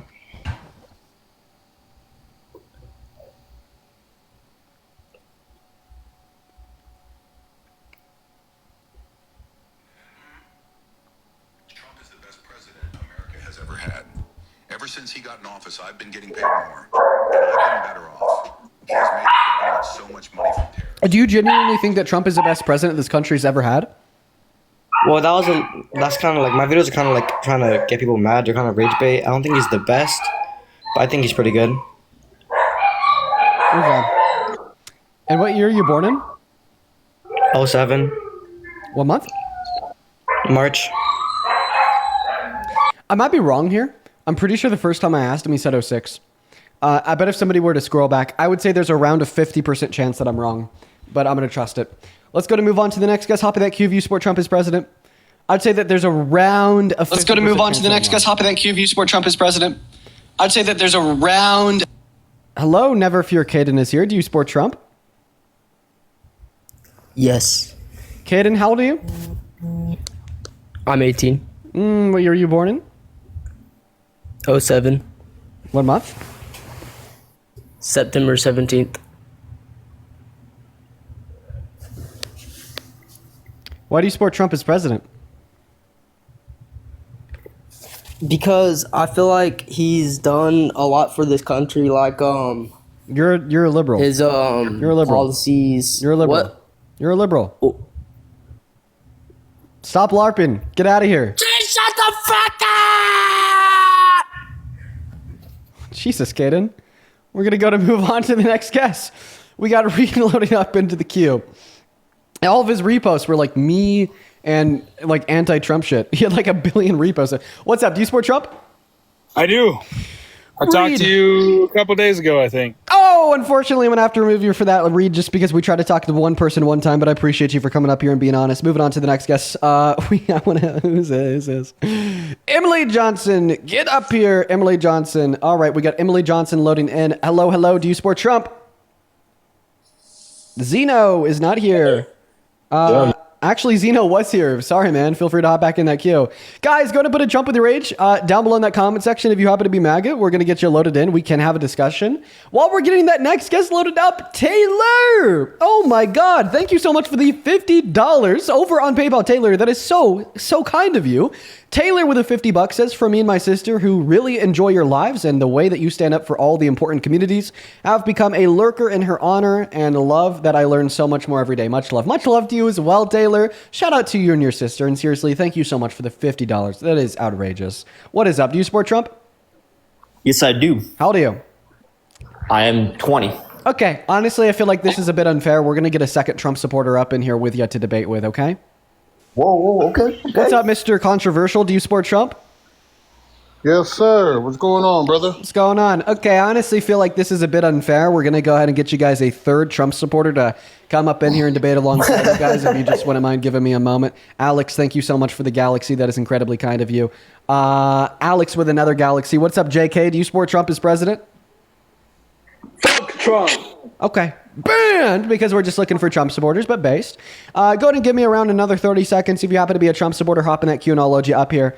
We got that next guest connecting right now. As we speak, folks, as we speak, we got Jake tuning into the live. We're going to try to get a 1v3 or a 1v4 popping up. We just want to make it as even as possible. What is up, Elijah? Do you support Trump as president? Yes, sir. Okay, how old are you? 20. Okay, is this fair or should we get one more person? One more. Okay. I like it. Okay. What is up? A big, cute Donald's film. Get out of here. Get out of here. Moving on to the next guest. Give us a minute. Okay. We got Isaiah loading up in here right now. Everyone just do be patient while we get Isaiah loaded up into the stream, guys. Okay, it doesn't look like Isaiah's connecting. We'll try with one more person. If not, we'll just do a 1v3. What's up, Leighton? Do you support Trump? Bro, I'm so sorry. I did not know I was in the queue, bro. No worries at all. We'll actually try with one more person now. This will be the last try. I appreciate you guys for being patient. Very nice. What's up, Barbie? Do you support Trump? Okay, it just looks like we're going to be doing a 1v3. I wish we could do more. Like a 1v6 would be legendary, but we'll just do a 1v3. Okay, all right, so all three of you guys support Trump as president. Let me think of a good way to start off this conversation. Hold on. Wait. Let me tell you. It's not necessarily. I do like Trump, but it was more or less. I was not going to support Kamala Harris. Okay. Do the other two of you agree with that? I kind of agree with them. Yeah, I agree with honestly. them on that. Okay, so you guys think that like more- Donald Trump was like significantly better than Kamala Harris, and Kamala Harris was just like the worst. I wouldn't say that. Yeah. I wouldn't say he was better. I wouldn't say he was head and shoulders.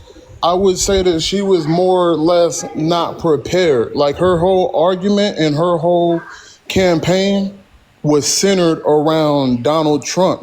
She didn't give me nothing. She didn't give me nothing to work with. Actually, she did. You just didn't like research what she gave you. Like she had like a full policy and agenda that she ran on in the election. She had like more specific policy than Trump. We knew not just exactly what her economic policy was prior to the election. We also knew how much it would cost, and we knew what her healthcare policy was. Meanwhile, Donald Trump told us that he only had plans. We knew her position on Ukraine. We knew her position on reducing the debt. We knew her positions on everything. You just didn't research them. But actually, one thing that I want to ask all three of you, Donald Trump has a crazy track record of calling Kamala Harris a communist. I was wondering if you guys agreed with that. No, I don't agree with that. Definitely not. No? Okay. Let's see here. Maybe let's play the red lines game. Would you guys still what is a hypothetical red line that all three of you guys would hold against Trump? Like if he were to do this thing, then you would stop supporting him as president. Listen. I'm gonna tell you.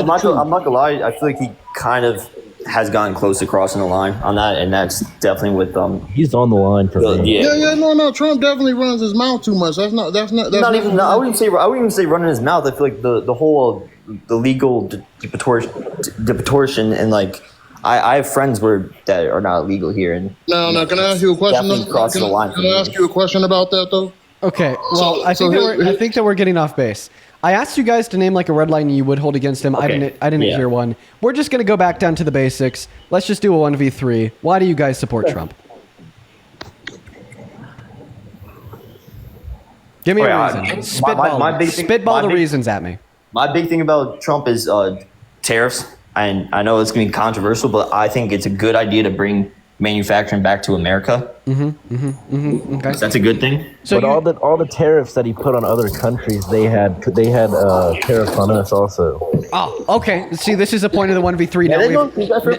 Now we have multiple reasons. So you guys support the tariffs to bring manufacturing home and reciprocal tariffs to be fair. Point number one, no, the tariffs are not going to bring any manufacturing home as they've been short-term and not long-lived. Okay, he's been using them they're not, as a tool to negotiate better trade agreements with other countries. But in order for them to bring more manufacturing back into America, they'd have to be long-term. And the reason I say that is because it could cost millions or even billions of dollars in 3 to 6 years to build manufacturing plants in America. You know, many of these tariffs were imposed and then repealed before the, boards of these companies even had the time to schedule a sit-down meeting to consider sending manufacturing back into America, and especially no time at all to spend the 6 years to build the facilities. It just makes no sense. Not to mention that because these tariffs are no longer universal, it makes significantly more sense for maybe companies operating in India, where there's a 50% tariff on them, to send their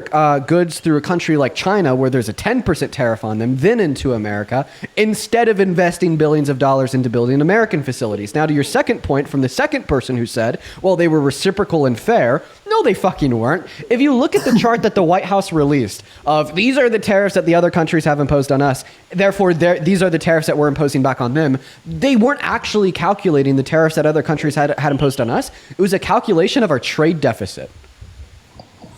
Got you. Okay, that makes sense. Hey, that's fair. I mean, like I said, it's more of what I wasn't going to support from Kamala Harris. I come from California. I was out there when people close to me are in jail because of Kamala Harris. She was around when. Make sure not to say the names of any DRUGS. This is usually no. I got you. No, absolutely. I was around when the young innocent brother was killed on the BART, and all 3 officers were acquitted. I was around for that. So these are things that had me pick when I wasn't going to pick for her. Wait. What would she have to do with any officer being acquitted? What do you mean? She was the attorney general back then. Wait, I thought that an officer or anybody can get acquitted for a crime in a court by a judge and a jury. Absolutely, but it's more. She's a prosecutor. She's a prosecutor. Wouldn't be acquitting the officers. It would be the judge and the jury acquitting the officers. Fair enough, but guess what? I know. I'm telling you, that's one thing. I'm talking about when she's talking about, because she played the race card too. That's more what I was getting to. But wait, you're telling us that you didn't support Kamala Harris as president because she was a black woman? That said she was a black woman? No. That's not what I said. I said she tried to play like But she didn't do nothing for us either. Okay, so now you're saying that you support Donald Trump over Kamala Harris because you think that Kamala Harris didn't do anything for Black Americans? I'm saying that personally, she has put people that I know away. Okay, for what? Huh? For what? I mean, I'm not gonna put their business out there, but I'm pretty sure we both, Well, I know have a question. Was it for a crime that they committed? Little petty, the DRUGL, you know. I hear you. All right, and obviously I disagree that I think that we need to end the war on drugs and federally decriminalize use of the drug. It is fucking preposterous that is still not federally decriminalized. However, a matter of a fact, when she was serving as a prosecutor in the state of in the state of California, that was her job. And guess what? She hated doing that job, fulfilling her role as a prosecutor to prosecute people for their crimes in accordance with state law. That when she became a senator, she co-signed herself onto federal legislation to federally decriminalize the use of the M drug in all 50 states in 2018. And guess what? That piece of legislation that she tried to pass never was signed into law because in 2018, Donald Trump was president with a majority in both the House and the Senate. And it is the GOP and was and still is today MAGA who is the party that is refusing to end the war on drugs and the party that is refusing to federally decriminalize the use of the M drug. If you want to talk about somebody that was leading the pack and trying to decriminalize the use of said drug, look no further than Kamala Harris because once again, she co-signed onto legislation in the Senate to do exactly that in 2018. She said we need to end the war on drugs in 2014. And even when she was the DA of San Francisco, she opened up one of the first work programs in America for recent convicts related to the use of DRUGS, where instead of going to jail, they just entered into a work program. And when she was DA in San Francisco 15 years ago and did that, it was an unprecedented concept. That program is still around, guys, by the way. Now, let me ask you this. I seen you talking to somebody earlier. And by the way, I think you're very knowledgeable. I want to get that out. You said that you don't support the National Guard in D.C. Correct me if I'm wrong. You did say that? Yeah, no, I don't support that. I don't think that Donald Trump is deploying the National Guard to crack down on crime. I think it's because he's an egomaniac that wants to exercise his power in any way he can. So check this out. And this is a fact, what I'm going to tell you. So I have close family living in in DC right now. And guess what? They all love it because at the end of the day, no disrespect to you, but you're not living it. My buddy will tell you right now, he's my cousin, but my buddy will tell you right now, there are shootings every day on his block. Police will see it, hear it, and not do anything about it. So when you live in it, it's a little bit different. So it's easy for people like us to sit on the outside and talk about it. But the people who actually live in it, it's a little bit different. I don't know. This seems like an anecdote that you're sharing with me that I don't really have any reason to trust, especially in the context of a debate. But one thing I can trust about, a bad person being on his block would be the rapist 34 count felon off Pennsylvania. Should we do something about that too?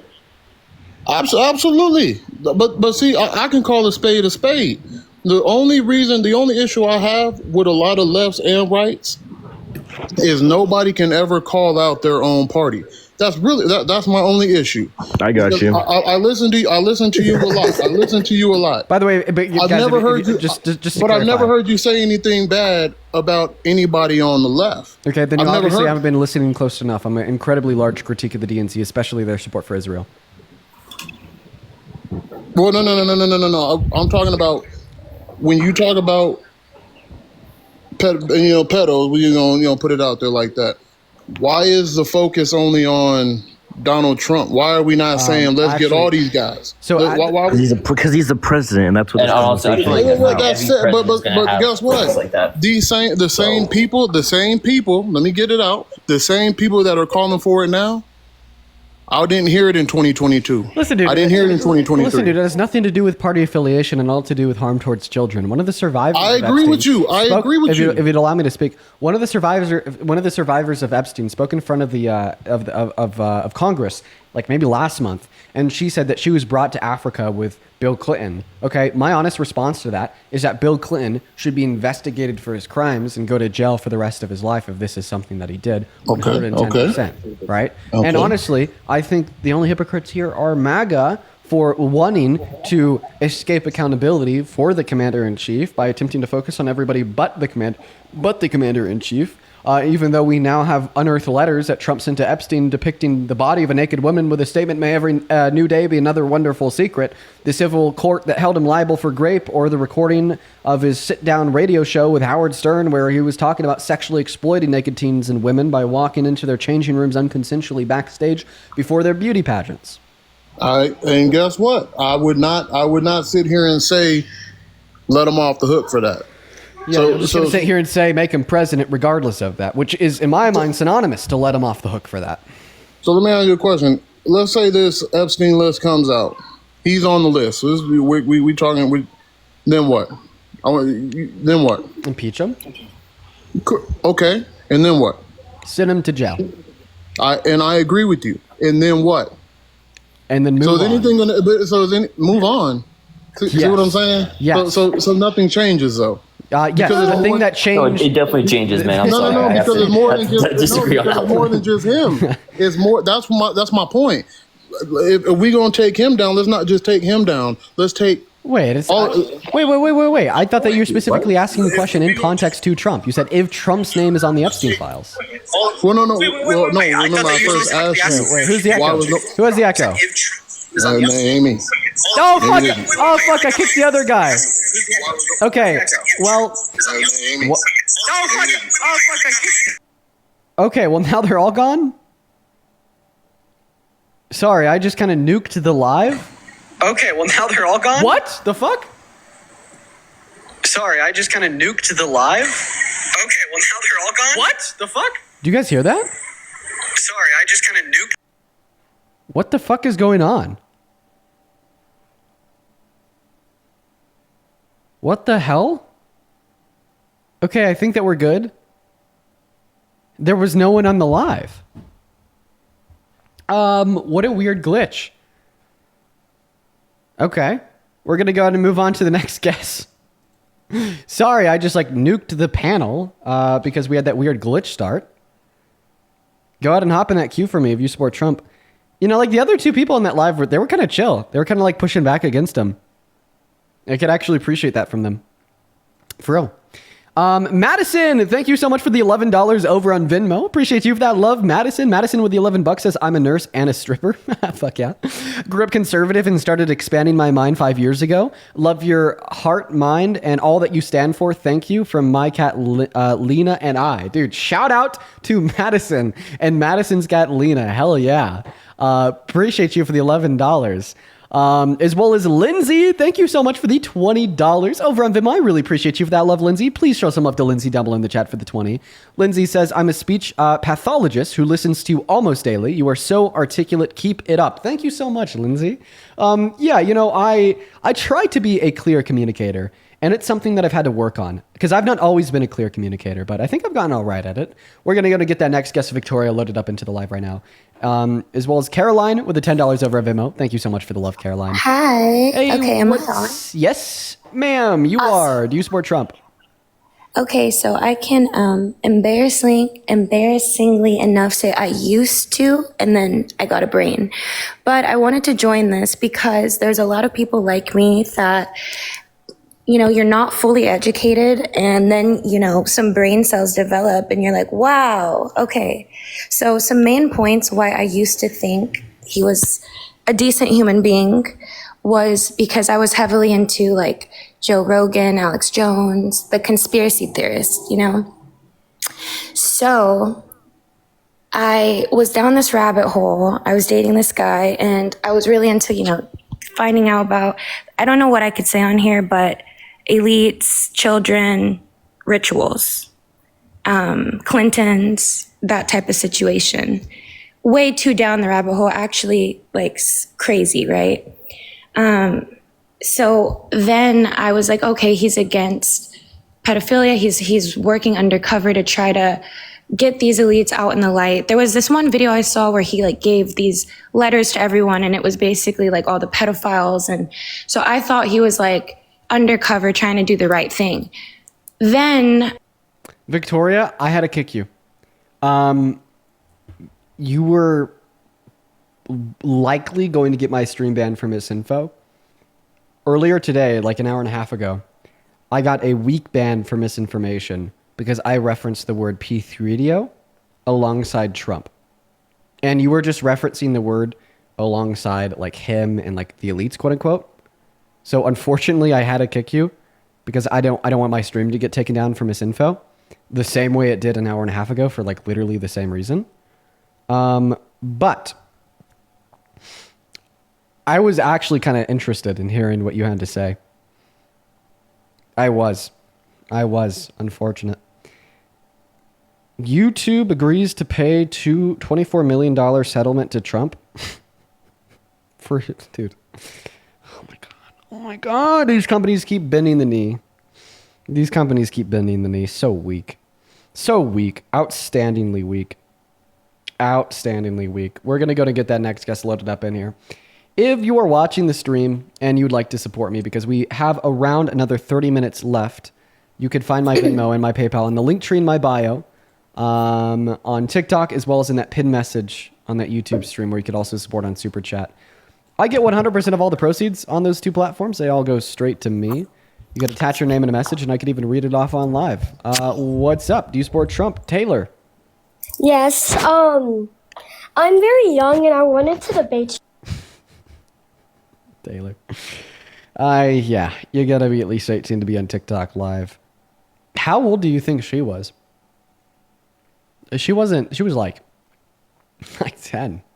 Like, not like, no joke. Maybe even, like, I'd guess 10. Let's go to get that next guest loaded up in here. Taylor, if you're still listening, stay safe. If I were you, I'd recommend scrolling. And enjoy being a kid while you can. You will thank yourself in the future if instead of taking this moment to discuss politics, you take this moment to be with your friends and family. What's up? Do you support Trump?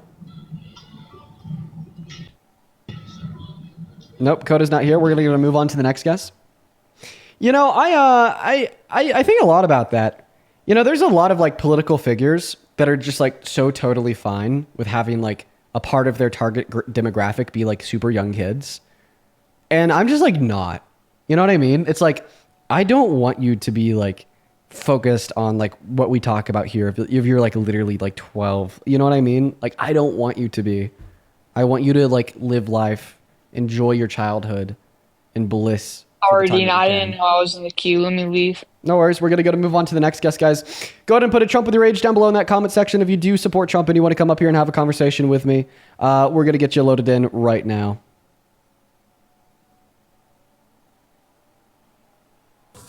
What's up? Do you support Trump? Dean, I have a question. How do you feel about you and Charlie Kirk? Banned! Moving on to the next guest. Let's go to get the next guest loaded up into the stream. We got Layla loading into the stream. Here we go, folks. I don't even want to know what she wanted to ask. You know, with the creative minds of TikTok creators, I'll call them, there is probably about 1,000,001 different variations of words that she could have said following the phrase, "How do you feel about the fact that you and Charlie Kirk?" Dude, there was 1,000,001 different combinations of phrases that she could have said there. I just don't even want to know. Let's go to get the next guest loaded up into the box. What's up? Do you support Trump as president? Hello? Hi, how old are you? I don't know if it's working.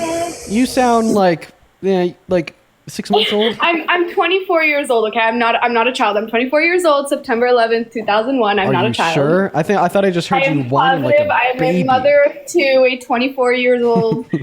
I am not a child. Just give you shit. But Do you support Trump? actually, yes and no. It's like there's certain things that I do like and there's certain things that I don't like. But you might kick me for this, and fair enough if you do. I'm more against. Wait, I have a question. Did you say that you were born on September 11th, 2001? Yes, I am. Born September 11th, 2001. You were born on 9/11? Yep, and my dad is ironically from New York.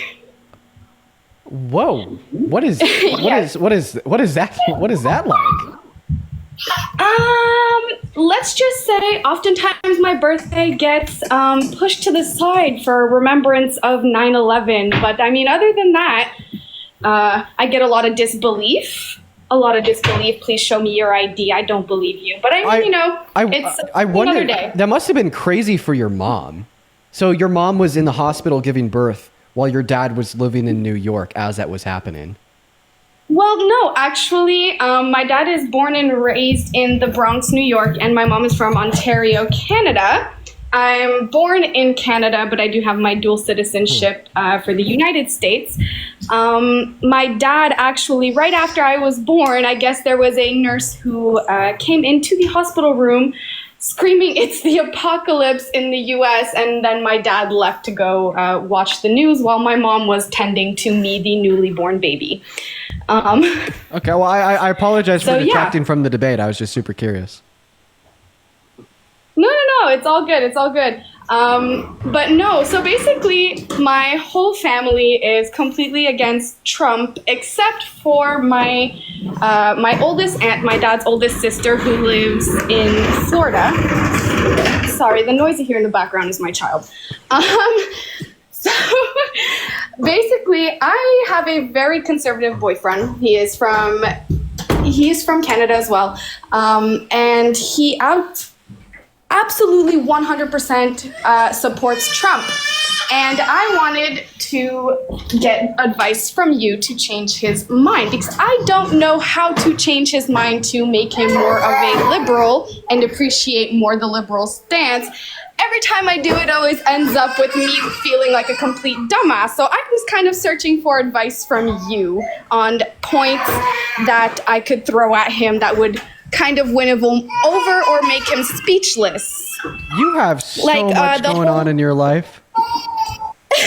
I have a lot going on in my life. Yes, I do. I am surrounded. So, unfortunately, don't ask me how, as a liberal, I am surrounded by very conservative brothers and sisters and friends and boyfriend. Is your boyfriend with you?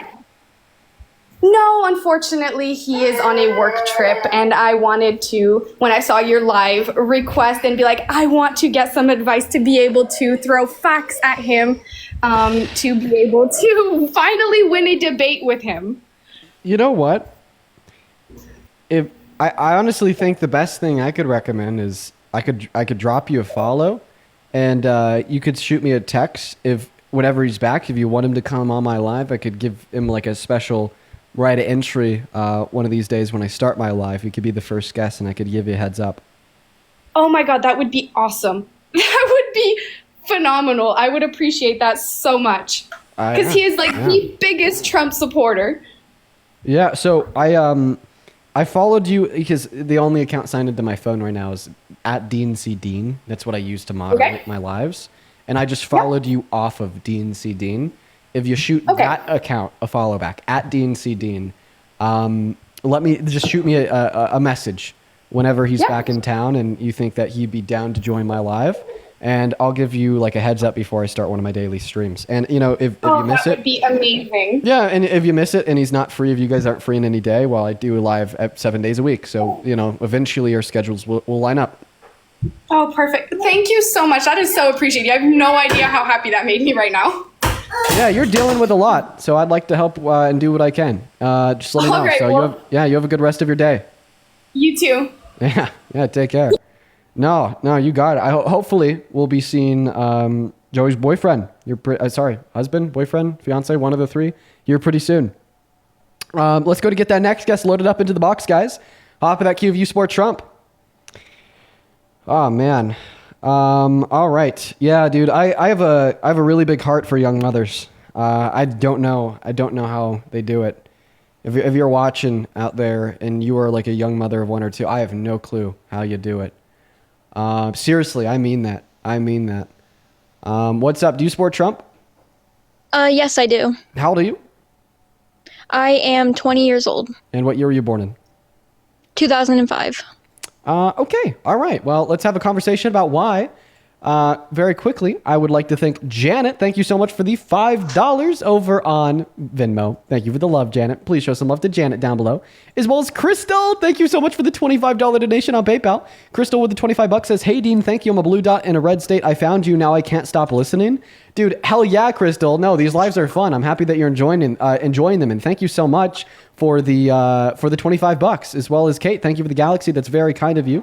I appreciate everyone so much for all the love today, as well as Diane with that $5 on Super Chat, and Meredith with a $5 on PayPal, and Brianna with a $5 on PayPal. Thank you guys so much. Go ahead and take it away. Tell us why you support Trump. So I support Trump because the future TCC God ran his peak, BBC King is peak, Xander is peak. I have no clue what she said. Did that make sense to anyone? I have no. What did she say? Can I have somebody that's like has a similar interest to whatever niche that was, like translate whatever the hell she said? She said something is peak. I don't know. Moving on to Bruce. Let's go ahead and get that next guest loaded up in here. What's Hello? up? Do you support Trump? Bruce? Hi. Hey, do you support Trump? No, free Palestine. Love. Free Palestine, Bruce. Have a good rest of your day. And because we're just looking for Trump supporters, so moving on to our next guest. We got, let's see here. Big V loading up into the queue. Someone in the YouTube chat heard quote unquote Xander's peak. I heard that too. Yeah, who the hell's Xander? And why is he peak? Or I guess like Xander. That's not necessarily like, is that like a gendered name? Honestly, when I hear Xandered, I don't really get, I don't get gendered name. So I would retract why is he peak. Who knows what gender Xander is? Let's go to move on to the next guest.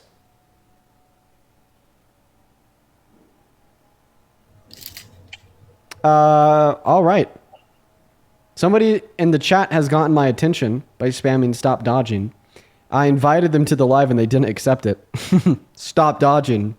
Hey, Coral, thank you so much for the $50 over on Super Chat. Coral, over on Super Chat. why can I hear myself? I don't like that. 1 second. Coral with a $50 on Super Chat says just dropping in to leave a donation. Hold on. Hold on. Let me go to another room. Okay. Yeah, see if you can do it that way. What's going on? How are you? Hey. How are you guys doing? What's up, man? You support Trump? Yes, I was in Justin's live earlier, and I tried to get in when you were there. But unfortunately, I know you went to go watch the what Trump did a speech or something like that on television. So yeah, unfortunately, I got to miss that. Justin, do you mean Parker? Yeah, Parker. Yeah, my bad. Okay, Parker. All right. Yeah, real quick before we hop into our conversation, I want to thank Coral for the $50 super chat on YouTube. Let's get 500 Coral W. Seriously, thank you so much. Coral says, just dropping in to leave a donation and say, I hope you spend your evening after the live with good food, good music, and good vibes. You deserve it. Thank you, Coral. Yeah, I'm going to be off on the earlier side today. We're almost 4 hours into the stream, and it's only 4:30 over here in Colorado. I wonder what I'm going to do with my evening, right? As well as Vasquez. Thank you so much for the $20 on Super Chat. Saying love you, Dean. All the love to you as well, Vasquez. Thank you so much for the $20. Show some love to Coral and Vasquez down below. As well as Jason. Thank you for the $5 on Venmo. Go ahead and take it away. What the hell's your name? Black Heart. We'll just go. My name's Steven. It's just I just chose Black Heart on here for games or whatever. But anyways, but yeah. I'm not really like I'm a Trump supporter, because I'm a conservative. But the only reason why I support Trump wasn't because he talked about the immigration, but and helping reducing right now within current ICE. With everything going on, I don't necessarily agree with that because I feel like he's going about it the wrong way. He should limit what the current immigration status and all the, I guess we'll say illegals coming over here. But he should just go ahead and take an account and help these people that are already here find asylum. It's already too late to send them back. He should just accept what he's got here and just worry about the future. He's going about things all wrong, but that's just besides the point. The only one of the other things I agree with Trump on was the tariffs, but as everything's going on and I've looked at his big beautiful bill, I don't necessarily agree with the bill, because when I go back and look at the one best way for Kamala, it was a lot better. I liked her plans and policy. I wish I could go back and my feed wasn't so conservative all about Trump, because once you like one thing, that's all you're going to see, and all the negative you'll see from the LGBTQ and Steven, go ahead. You're confusing the hell out of me. But anyways, I'm just going. I guess I'll rebuttal back to I agree with the tariffs for the most part, in bringing domestic, making it where most companies from overseas makes our domestic market more competitive. I have a question. And hopefully, knowing everything that you do now, if you were teleported back to November, who'd you vote for? If I now that I've been doing my own research, would have probably voted for Kamala. Quickest debate ever. Yeah. Quickest and easiest debate I've ever had.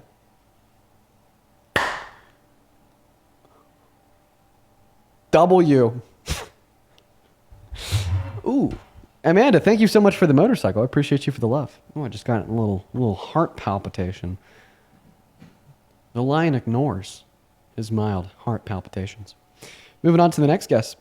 What that was an interesting conversation. Like, he came up here, dude, this gift is so fucking silly on TikTok. He came up here and said he supported Trump, and excuse me, and then started talking about his mass deportation, and was like, well, I don't really support his mass deportation. And then he started talking about his big beautiful bill, and I was like, well, I don't really support the big beautiful bill. Kamala Harris's policy was better. You know what, Stephen? I'm proud. It looks like you've done a lot of self-growth since the election. I am. What's up? Do you support Trump, Mary? Yes, but I would be lying if I said that I voted this last election. How old are you? 23. That's all that matters. Kaylin, thank you so much for the $25 over on Venmo. Thank you so much for the love, Kaylin. Kaylin with the 25 big ones on Venmo says, for the Girlfriend Flower Fund.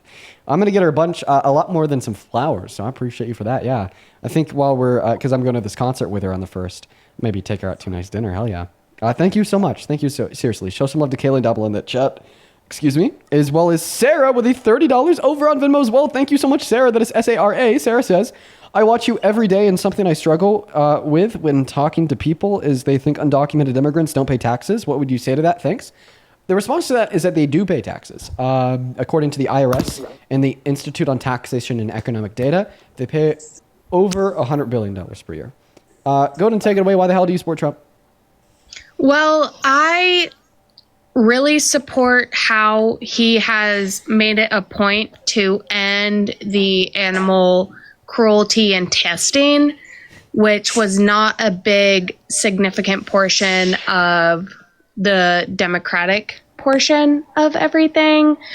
But I also understand that I am semi-biased because I do work in the field of veterinary medicine, and it really makes me happy to see the things that he has done to help stop and hopefully prevent the future use of animals in terms of testing for, dermatology products and all those things. Are you talking about so what has he done to end animal cruelty?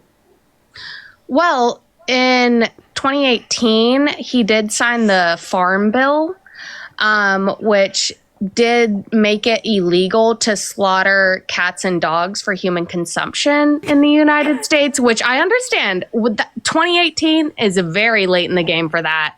However, one thing that I really enjoy that he did make a testament to is the EPA, and hopefully he is in support of that to end testing and cruelty by 2035 of all mammals and everything like that. Is your next point the Department of Defense ending cruel animal experiments? I mean, it's kind of sad that they even started that. Was that but gonna be your next point? That was not even on my point. Really? but- Really? Because I just like looked up Trump ends animal cruelty on Google, and the AI overview just gave me like word for word the last points that you did in like the same order too, which is interesting. Anyways, so the Farm Bill included a provision outlawing the slaughter of cats and dogs for human consumption. Was it like legal in any state prior to 2018? I don't know if it was legal, but it definitely wasn't illegal. Well, if it wasn't legal, then it was illegal. And I think my question is, maybe this was something that was illegal in all 50 states, but was still legal federally, and this was just like kind of like the formality of making it illegal federally. Because I don't know if it's just me. Anybody else watching this live, did you guys ever hear about like an epidemic of like the legal slaughter of cats and dogs for human consumption? Oh, I never heard about that either. I'd assume that like, can you name any state that this was legal in before 2018? No. Right. So I'd assume this was just like a legal formality to finally make it technically federally banned, even though all states have already done so through animal cruelty laws. But I do appreciate it being on a federal standpoint. Yeah, me too. Sure. Actually, yeah. Okay. This is one thing that Trump has done that isn't bad. I actually, is that something that like everybody watching the live can agree to?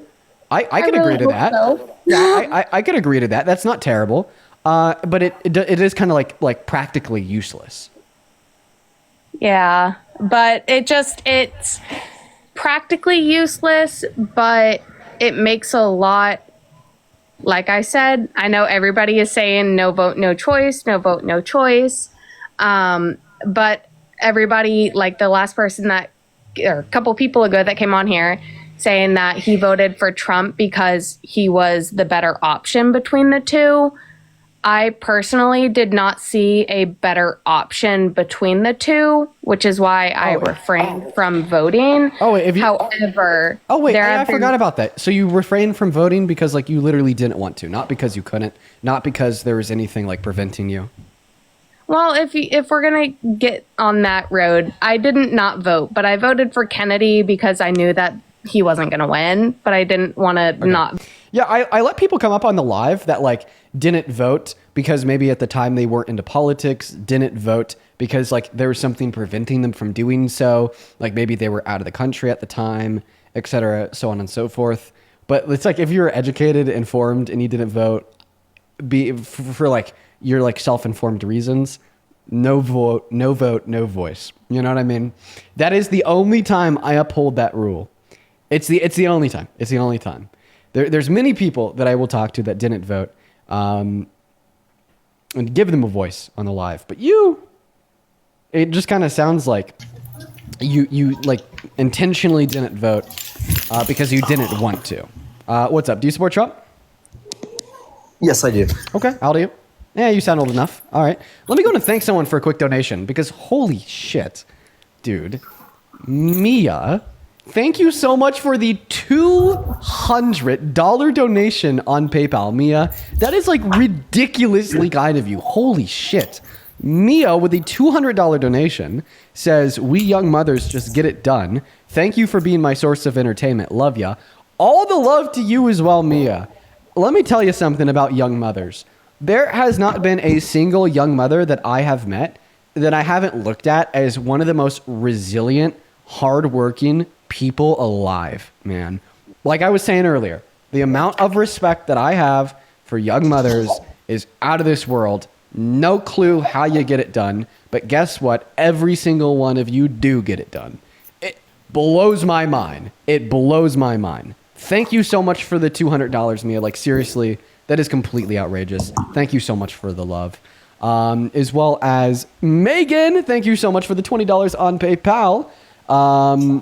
Question, I know you like Deftones, but do you like 9 Inch Nails? Because you should. I don't think I've heard 9 Inch Nails before. I'll have to look them up. Thank you for the $20, Megan. As well as Avery with a 5, Shelby with a 5, and Emma with a 4. Appreciate you guys so much for the love. Please show some love to all of our donors down below. Thank you guys so much. As well as, let's see here. Jessica, thank you so much for the $20 on Venmo. Thank you, Jessica. Show some love to Jessica down below. Jessica with the 20 says, thrilled I found you and your friends dropping by for another dose of truth. I hear folks call to put another person on, but sometimes you're quick to kick. How do you recommend communicating that before getting a quick kick? I daydream of a debate between you and my Trumpy ex. Well, I mean, like, typically I just kick everyone off really quickly that is not a Trump supporter.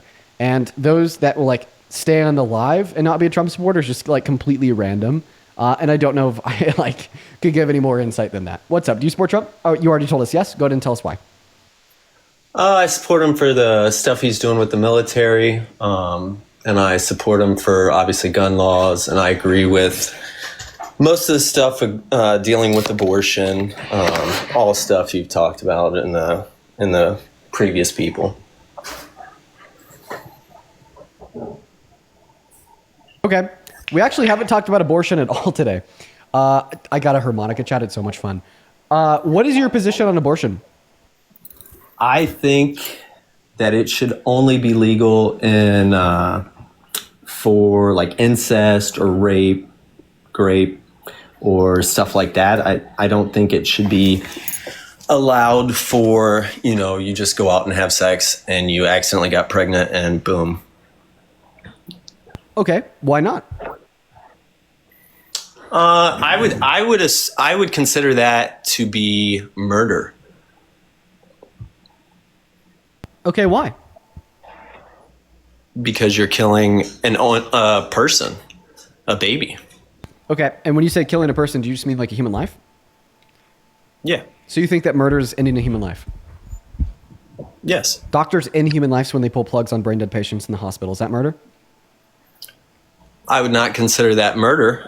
Just like I said that I agree with. Point of order. That's a contradiction. So you can't sit here and tell us that you define murder as ending a human life, but then when I give you a scenario of ending a human life, it is not murder. It's had to be internally contradictory with the view in which you suggested prior. Now, if you're okay with special pleading in some scenarios of ending human lives and baselessly writing them off as non-murder when you define murder to include them logically speaking, as it is still ending a human life, then why can't I do the same thing with the life of a fetus and be just like you, define murder as a killing of a human, understand that an abortion is killing a human, but then just say it's not murder for whatever trivial reasons you said that it's not murder to pull the plug on a brain dead patient?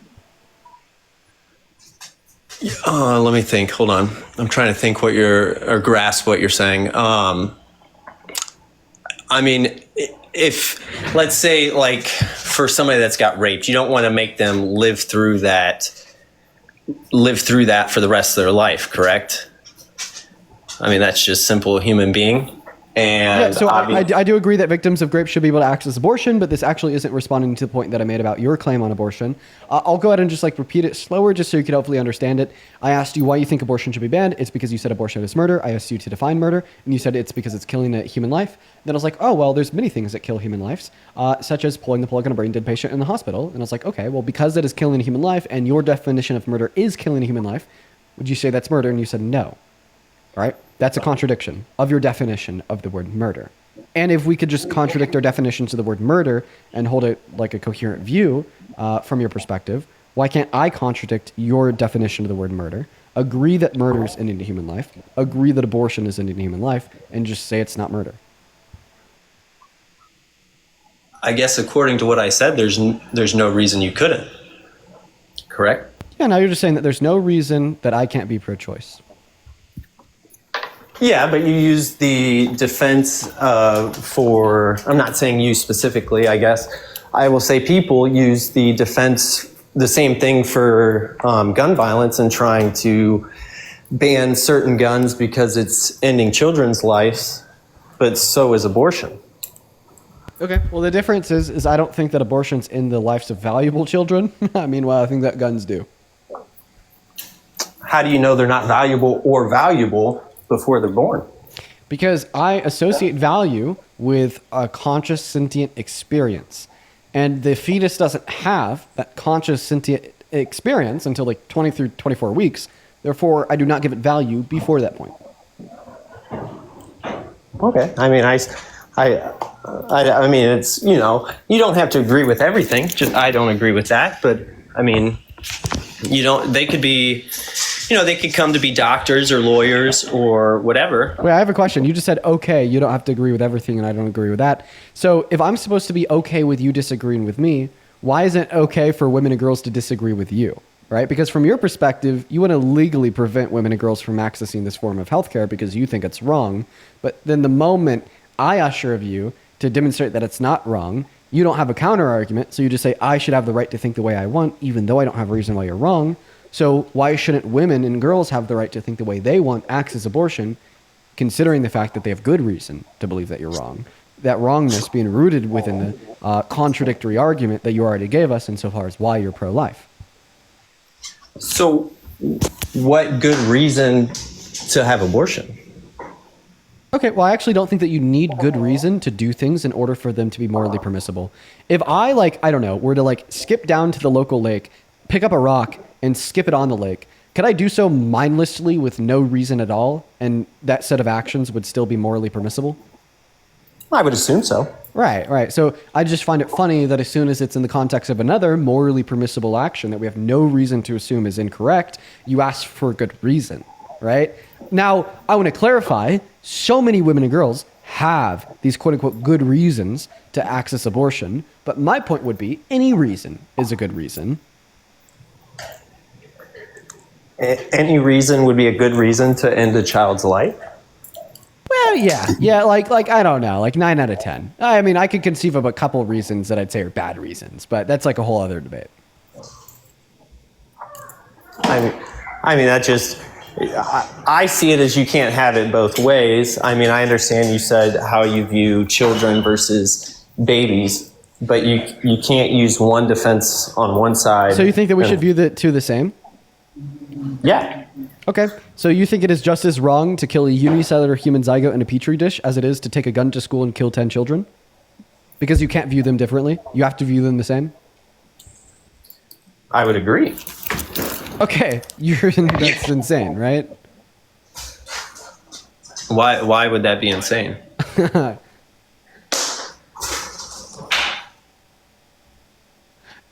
So when guests say crazy shit like this, does everyone realize that they're saying crazy shit? I'm just always talking to the crazy people. Is there non-crazy people watching at home that okay, let me ask you a question. Would you rather save the lives of 10 frozen unicellular human zygotes in petri dishes or 10 children that are 5 years old? I mean, I'd want to save them both. Okay, you can't. You know what? We're actually going to set up a little bit of a trolley problem. Would you rather save 11 frozen human unicellular zygotes in petri dishes or 9 5-year-old children? That's an impossible question. You're asking me. No, it's not because if you legitimately view them the same, you should have no issues answering this question. For instance, I view everyone that possesses this moral qualifier of having sentience as morally valuable to the same extent, right? And I don't disparage individuals on the basis of ethnicity, race, so on and so forth. So if you were to come to me and you were to be Dean, would you rather save these 11 women or 10 men? I would pick the 11 women every single time because in this scenario, it would be maximizing the amount of equally valuable lives I could save, right? And that's going to be something that we agree on all the time. But now in this scenario, you're telling us that you do view the value of the lives identically of the unicellular zygotes as you do maybe the 5-year-old children. And if you were to maximize the amount of valuable life that you could save, logically speaking, in accordance with your view, why would you have any issue saying that you'd rather save the 11 frozen zygotes over the 9 children? Because either way, you're killing children. So either way, I vote no, you're not on killing this. them. You're saving them from death. But you're killing the other ones. No. If I can only save... Dr. Evil from Austin Powers is killing them. And you're just Superman, but you only have enough time to save one group. That's an impossible question for me. Okay, so if you were president and Russia launched a nuke at LA, and you could actually shoot that nuke down while it's traveling over Colorado, and instead of it killing 5 million people in LA, it'll kill 300,000 people in Colorado. Would you shoot that nuke down? I would obviously shoot a nuke down because it's going to kill the whole country. No, it's either it kills 5 million people in LA if you don't shoot it down, or 300,000 people in Colorado if you do shoot it down. Are you going to shoot the nuke down? See, it's these impossible questions That's because not either way impossible. you're a bad person either way. No, it's You're not. killing that many people. It's not an impossible question at all. My answer would be I'd shoot the nuke down and have it kill the 300,000 people in Colorado compared to the 5 million people in LA. I mean, yes, if you look at it in the way. Am I a bad person for giving that answer? I'm not saying you're a bad person. Okay, well, you just said if you shut the nuke down, you'd be a bad person. In my beliefs, I would just hope that we shot it down over the ocean. But that wasn't the parameters of the question that I asked you. I agree with that. Okay. So yes, okay, in this listen. instance. Okay, listen. I'm gonna have to find another way to frame this. Okay, evil man has a gun to the back of your head and puts 2 buttons in front of you. Button number 1 kills 1 million people. Button number 2 kills 10 people. Okay? Right? And he's forcing you to press one of these buttons. If you don't press one of these buttons, you die, and both the 1 million people and the 10 people also die. So which one of those buttons are you going to press? Obviously, the 10. Okay, so you'd prefer 10 people to die over 1 million. That's not crazy, I agree. What about 10 people compared to 100 people? Would you prefer 10 people die, or would you prefer 100 people die? I mean, you're going with the 10. Okay, it's funny, because this is the same concept I was presenting to you in about 1 billion other ways, and I've just finally found a way to present this concept to you in a way that you are actually willing to comply with. Now you're getting it. This is great. Would you rather kill 10 people or 11 people? You kill the 10. There we go. Perfect. And because you told us that the zygote is just as valuable as like any other child, would you rather kill 10 5-year-olds or 11 zygotes? Why is it hard now? Because it's kids. That's what makes it so hard for me. I would obviously kill the lesser of the kids. You'd kill the 10 5-year-olds over the 11 unicellular zygotes? Yeah, it'd be in the same scenario that you're killing less people. Oh, God. But the other quote-unquote people are unicellular life forms that are less complex than the bacteria inside of your small intestine. This is where I knew this conversation was going to go is, yes, but you don't know what those kids are capable of. That's actually kind of like insane. Like, that is so insane. I don't know if I believe you. I mean, I don't necessarily need you to believe me. I don't want to, because if I did believe you, like, I would, like, that's just like crazy. But let's turn this around and put you in the same scenario of do it. You were okay with killing less people, right? You wouldn't select 1 million people, right? So wouldn't you take less kids over more kids? Would I take less kids over more kids? Yeah. Like, for instance, if you gave me a scenario of kill 10 5-year-olds or kill 25 5-year-olds, I'm gonna kill the 10 5-year-olds every single time. But that's not really the point of the hypothetical, because I wasn't comparing a smaller group of 5-year-olds to a larger group of 5-year-olds. I was comparing a smaller group of 5-year-olds to a larger group of unicellular organisms. Which will, in turn, be kids. But the point of this hypothetical is to demonstrate that we don't value the unicellular organisms. Okay, let me ask you a question. If a woman killed 3 5-year-old children, should she go to jail for the rest of her life and maybe even be put on death row? Yes. And because you value a zygote identically to the 5-year-olds, if a woman killed 3 unicellular human zygotes, she should go to jail for the rest of her life and probably be put on death row. An IUD is a form of birth control that kills zygotes. by allowing them to by preventing them from implanting into the uterine lining. So if there's a sexually active woman that has an IUD that knows that IUD can kill zygotes and it kills 3 of them, right, over like a year that she's sexually active, under your view, she should go to jail for the rest of her life or be killed? Let me think of this, because that's a different stance. She's on birth control, so that egg will never be fertilized, correct? No, it allows for the fertilization of the egg to occur, then prevents its implantation, killing it. So, because that's where it gets different, because I do agree with birth control. Wait, so then you're just saying that you value the zygote less when it's in the woman's uterus. So can't I just say that I value the kid less when it's in the woman's uterus, therefore I don't think abortion is murder? Because it's still like killing zygotes, it's just killing them in her uterus. Yeah, it's not implanting and becoming a kid. Wait, does it become a kid until implantation?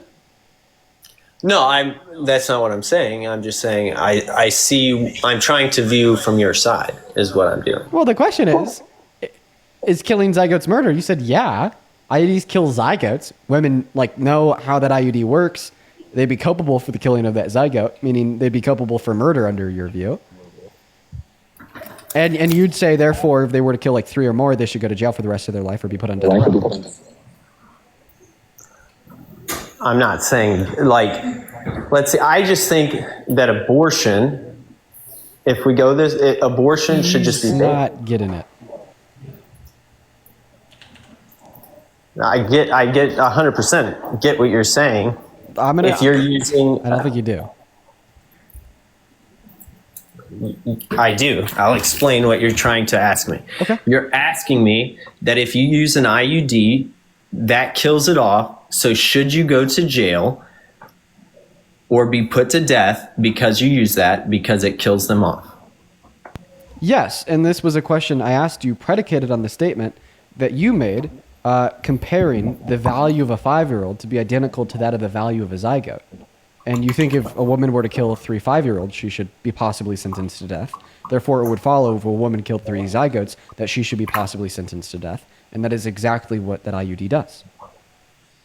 So you said that an IUD kills a fertilized egg, is what you're saying? Yeah, by not allowing it to implant into the uterine lining. That's one of the 2 things that an IUD can do to prevent pregnancy. So, okay, because I'm looking it up, and it says, no, an IUD does not kill a fertilized egg. Rather, it prevents pregnancy by stopping fertilization from occurring in the first place. Yeah, that's one of the 2 functions. So IUDs have 2 functions. The main function is to prevent conception before it even occurs. And then the secondary function is when conception does occur and prevention fails, they prevent its implantation into the uterine lining, starving it. The primary action, I'm reading this so I make sure I'm understanding. In the very rare cases, a hormonal IUD can prevent a fertilized egg from implanting in the uterine lining. But this is still considered a contraceptive effect, not abortion. Thank you so much, Dr. Google, for affirming that I'm right. That's in a very rare case, though, right? Even if we assume that it's super duper rare, in the question that I asked you, it was entailed given that it happened, right? So this very rare scenario happens. A woman knows it can happen and then knows it does happen. Would she be culpable for the murder of that zygote, and should she go to jail for the rest of her life? I would say no, because you wouldn't know that it happened. Oh, you wouldn't know that it happened? So if I murder somebody without knowing, I'm not culpable for the murder. So if I took my 9mm that's in the other room right now and I pointed it at this wall behind me, on the other side of this wall there's like a neighborhood, and pulled the trigger 3 times, boom, boom, boom. If it hit somebody and murdered them, I wouldn't know. Yes, you does that would, mean if it did hit somebody and murder them that I should not go to jail? You would know, because you just discharged a weapon into a place that you knew there were people. Yeah, but like considering outside, there's like a road in between me and the other houses, maybe I had to aim above the houses. It'd be incredibly rare for me to hit someone, right? And remember, you told me that because it'd be incredibly rare for the IUD to prevent implantation, that if it does prevent implantation and the zygote dies, they're not culpable for it. So assuming like a similar probability of that bullet actually hitting somebody on the other side of this wall, I wouldn't be culpable for murder under your view. You would know that bullet's going to hit. I shoot guns all the time. What? I know what they do. If I were to If fire I a gun shot at this it wall, out I my would not front know. window- If I were to fire a gun out this wall right now, I would not know if it would hit somebody on the other side. Would there be You a know chance there's of it people hitting that somebody live on the there, other right? side? Yeah. So now you're saying I know that it could occur, right? Just like a woman would know that if she's sexually active with an IUD, that the prevention of the implantation of a fertilized zygote, killing it, could occur. What's the percentage though, right? Does the percentage matter at all? Like for instance, if there was a 0.0001% chance of the gun discharged from, the bullet discharged from my gun shooting out this wall, hitting somebody on the other side, and it does hit somebody on the other side, am I going to be just as culpable for murder if there was 100% chance? Yes, I see what you're saying there. Yeah. So it seems like the probability of this outcome occurring doesn't like change the culpability for it if it does occur. I agree. I see the point. Yes. Okay. So then the fact that the prevention of implantation of a fertilized zygote is incredibly rare, if it does occur and a woman knows it can occur to begin with, would that woman be culpable for murder? I would have to say no. Okay, then killing zygotes isn't murder under your view, and you think that zygotes are identical to fetuses and children, so therefore killing both fetuses and children isn't murder under your view. I would say abortion is murder. Okay, I think I've got you to a point of being like stun locked in the conversation, and it can't continue. I hope you have a good rest of your day, man. Please do reconsider your views. I just got you to a point where there's no more progression possible. Hey, Derek, thank you for the $1 over on Venmo. I appreciate you so much for the love. Thank you so much. Derek says, hello, Dean. I tend to see you say, I quote unquote, don't deserve that money. In that case, why are you still practically begging for money? So, I'm not begging for money by allowing individuals to donate to me on like Venmo or PayPal. Derek. All right. In fact, that is only something that I hear people on the right say. Therefore, Derek, I know that you are on the right. Therefore, I'm going to take that $1, I'm going to multiply it by 50, and I'm going to donate it to 50% of it to Planned Parenthood in your name, and the other 50% to a LGBTQ plus charity in your name. Putting it towards a good cause. Nathan, thank you so much for the $5 over on Venmo. Saying much love, man. Thank you for keeping me informed. I appreciate that from you. Thank you so much, Nathan. Thank you so much. It is very, very, very kind of you. I would also like to very quickly thank Get You Social. I'm going to call you Get You. Thank you for the $20 donation over on PayPal. Thank you so much for the love, Get You. Get You says continue educating people and fighting the good fight. I appreciate you for that love. Thank you so much, Get You. Please show some love to Get You down below in that comment section. As well as Y, thank you so much for the $10 over on PayPal. Thank you so much, Y. Anonymous, thank you so much for the $5 on PayPal, saying, hey, Dean, I love watching your streams. Let's go. That is awesome, Anon. And then Nathan, thank you so much for the $10 over on PayPal. Dean dreams of murdering small children. You've heard it here first, folks. Very bad man. That sounds like something Trump would say. And then Lori, thank you for the $30 over on PayPal. And Diana, thank you so much for the $10 on Super Chat, saying, have you ever considered having a different type of stream instead of a debate? Have a conversation about political/economic philosophy. I'd love to pick your brain about it too on those topics. Honestly, with like political philosophy, I think I would need to get more educated before I were to like host a standalone live specifically on the issue. And I want to, so it's something I should do.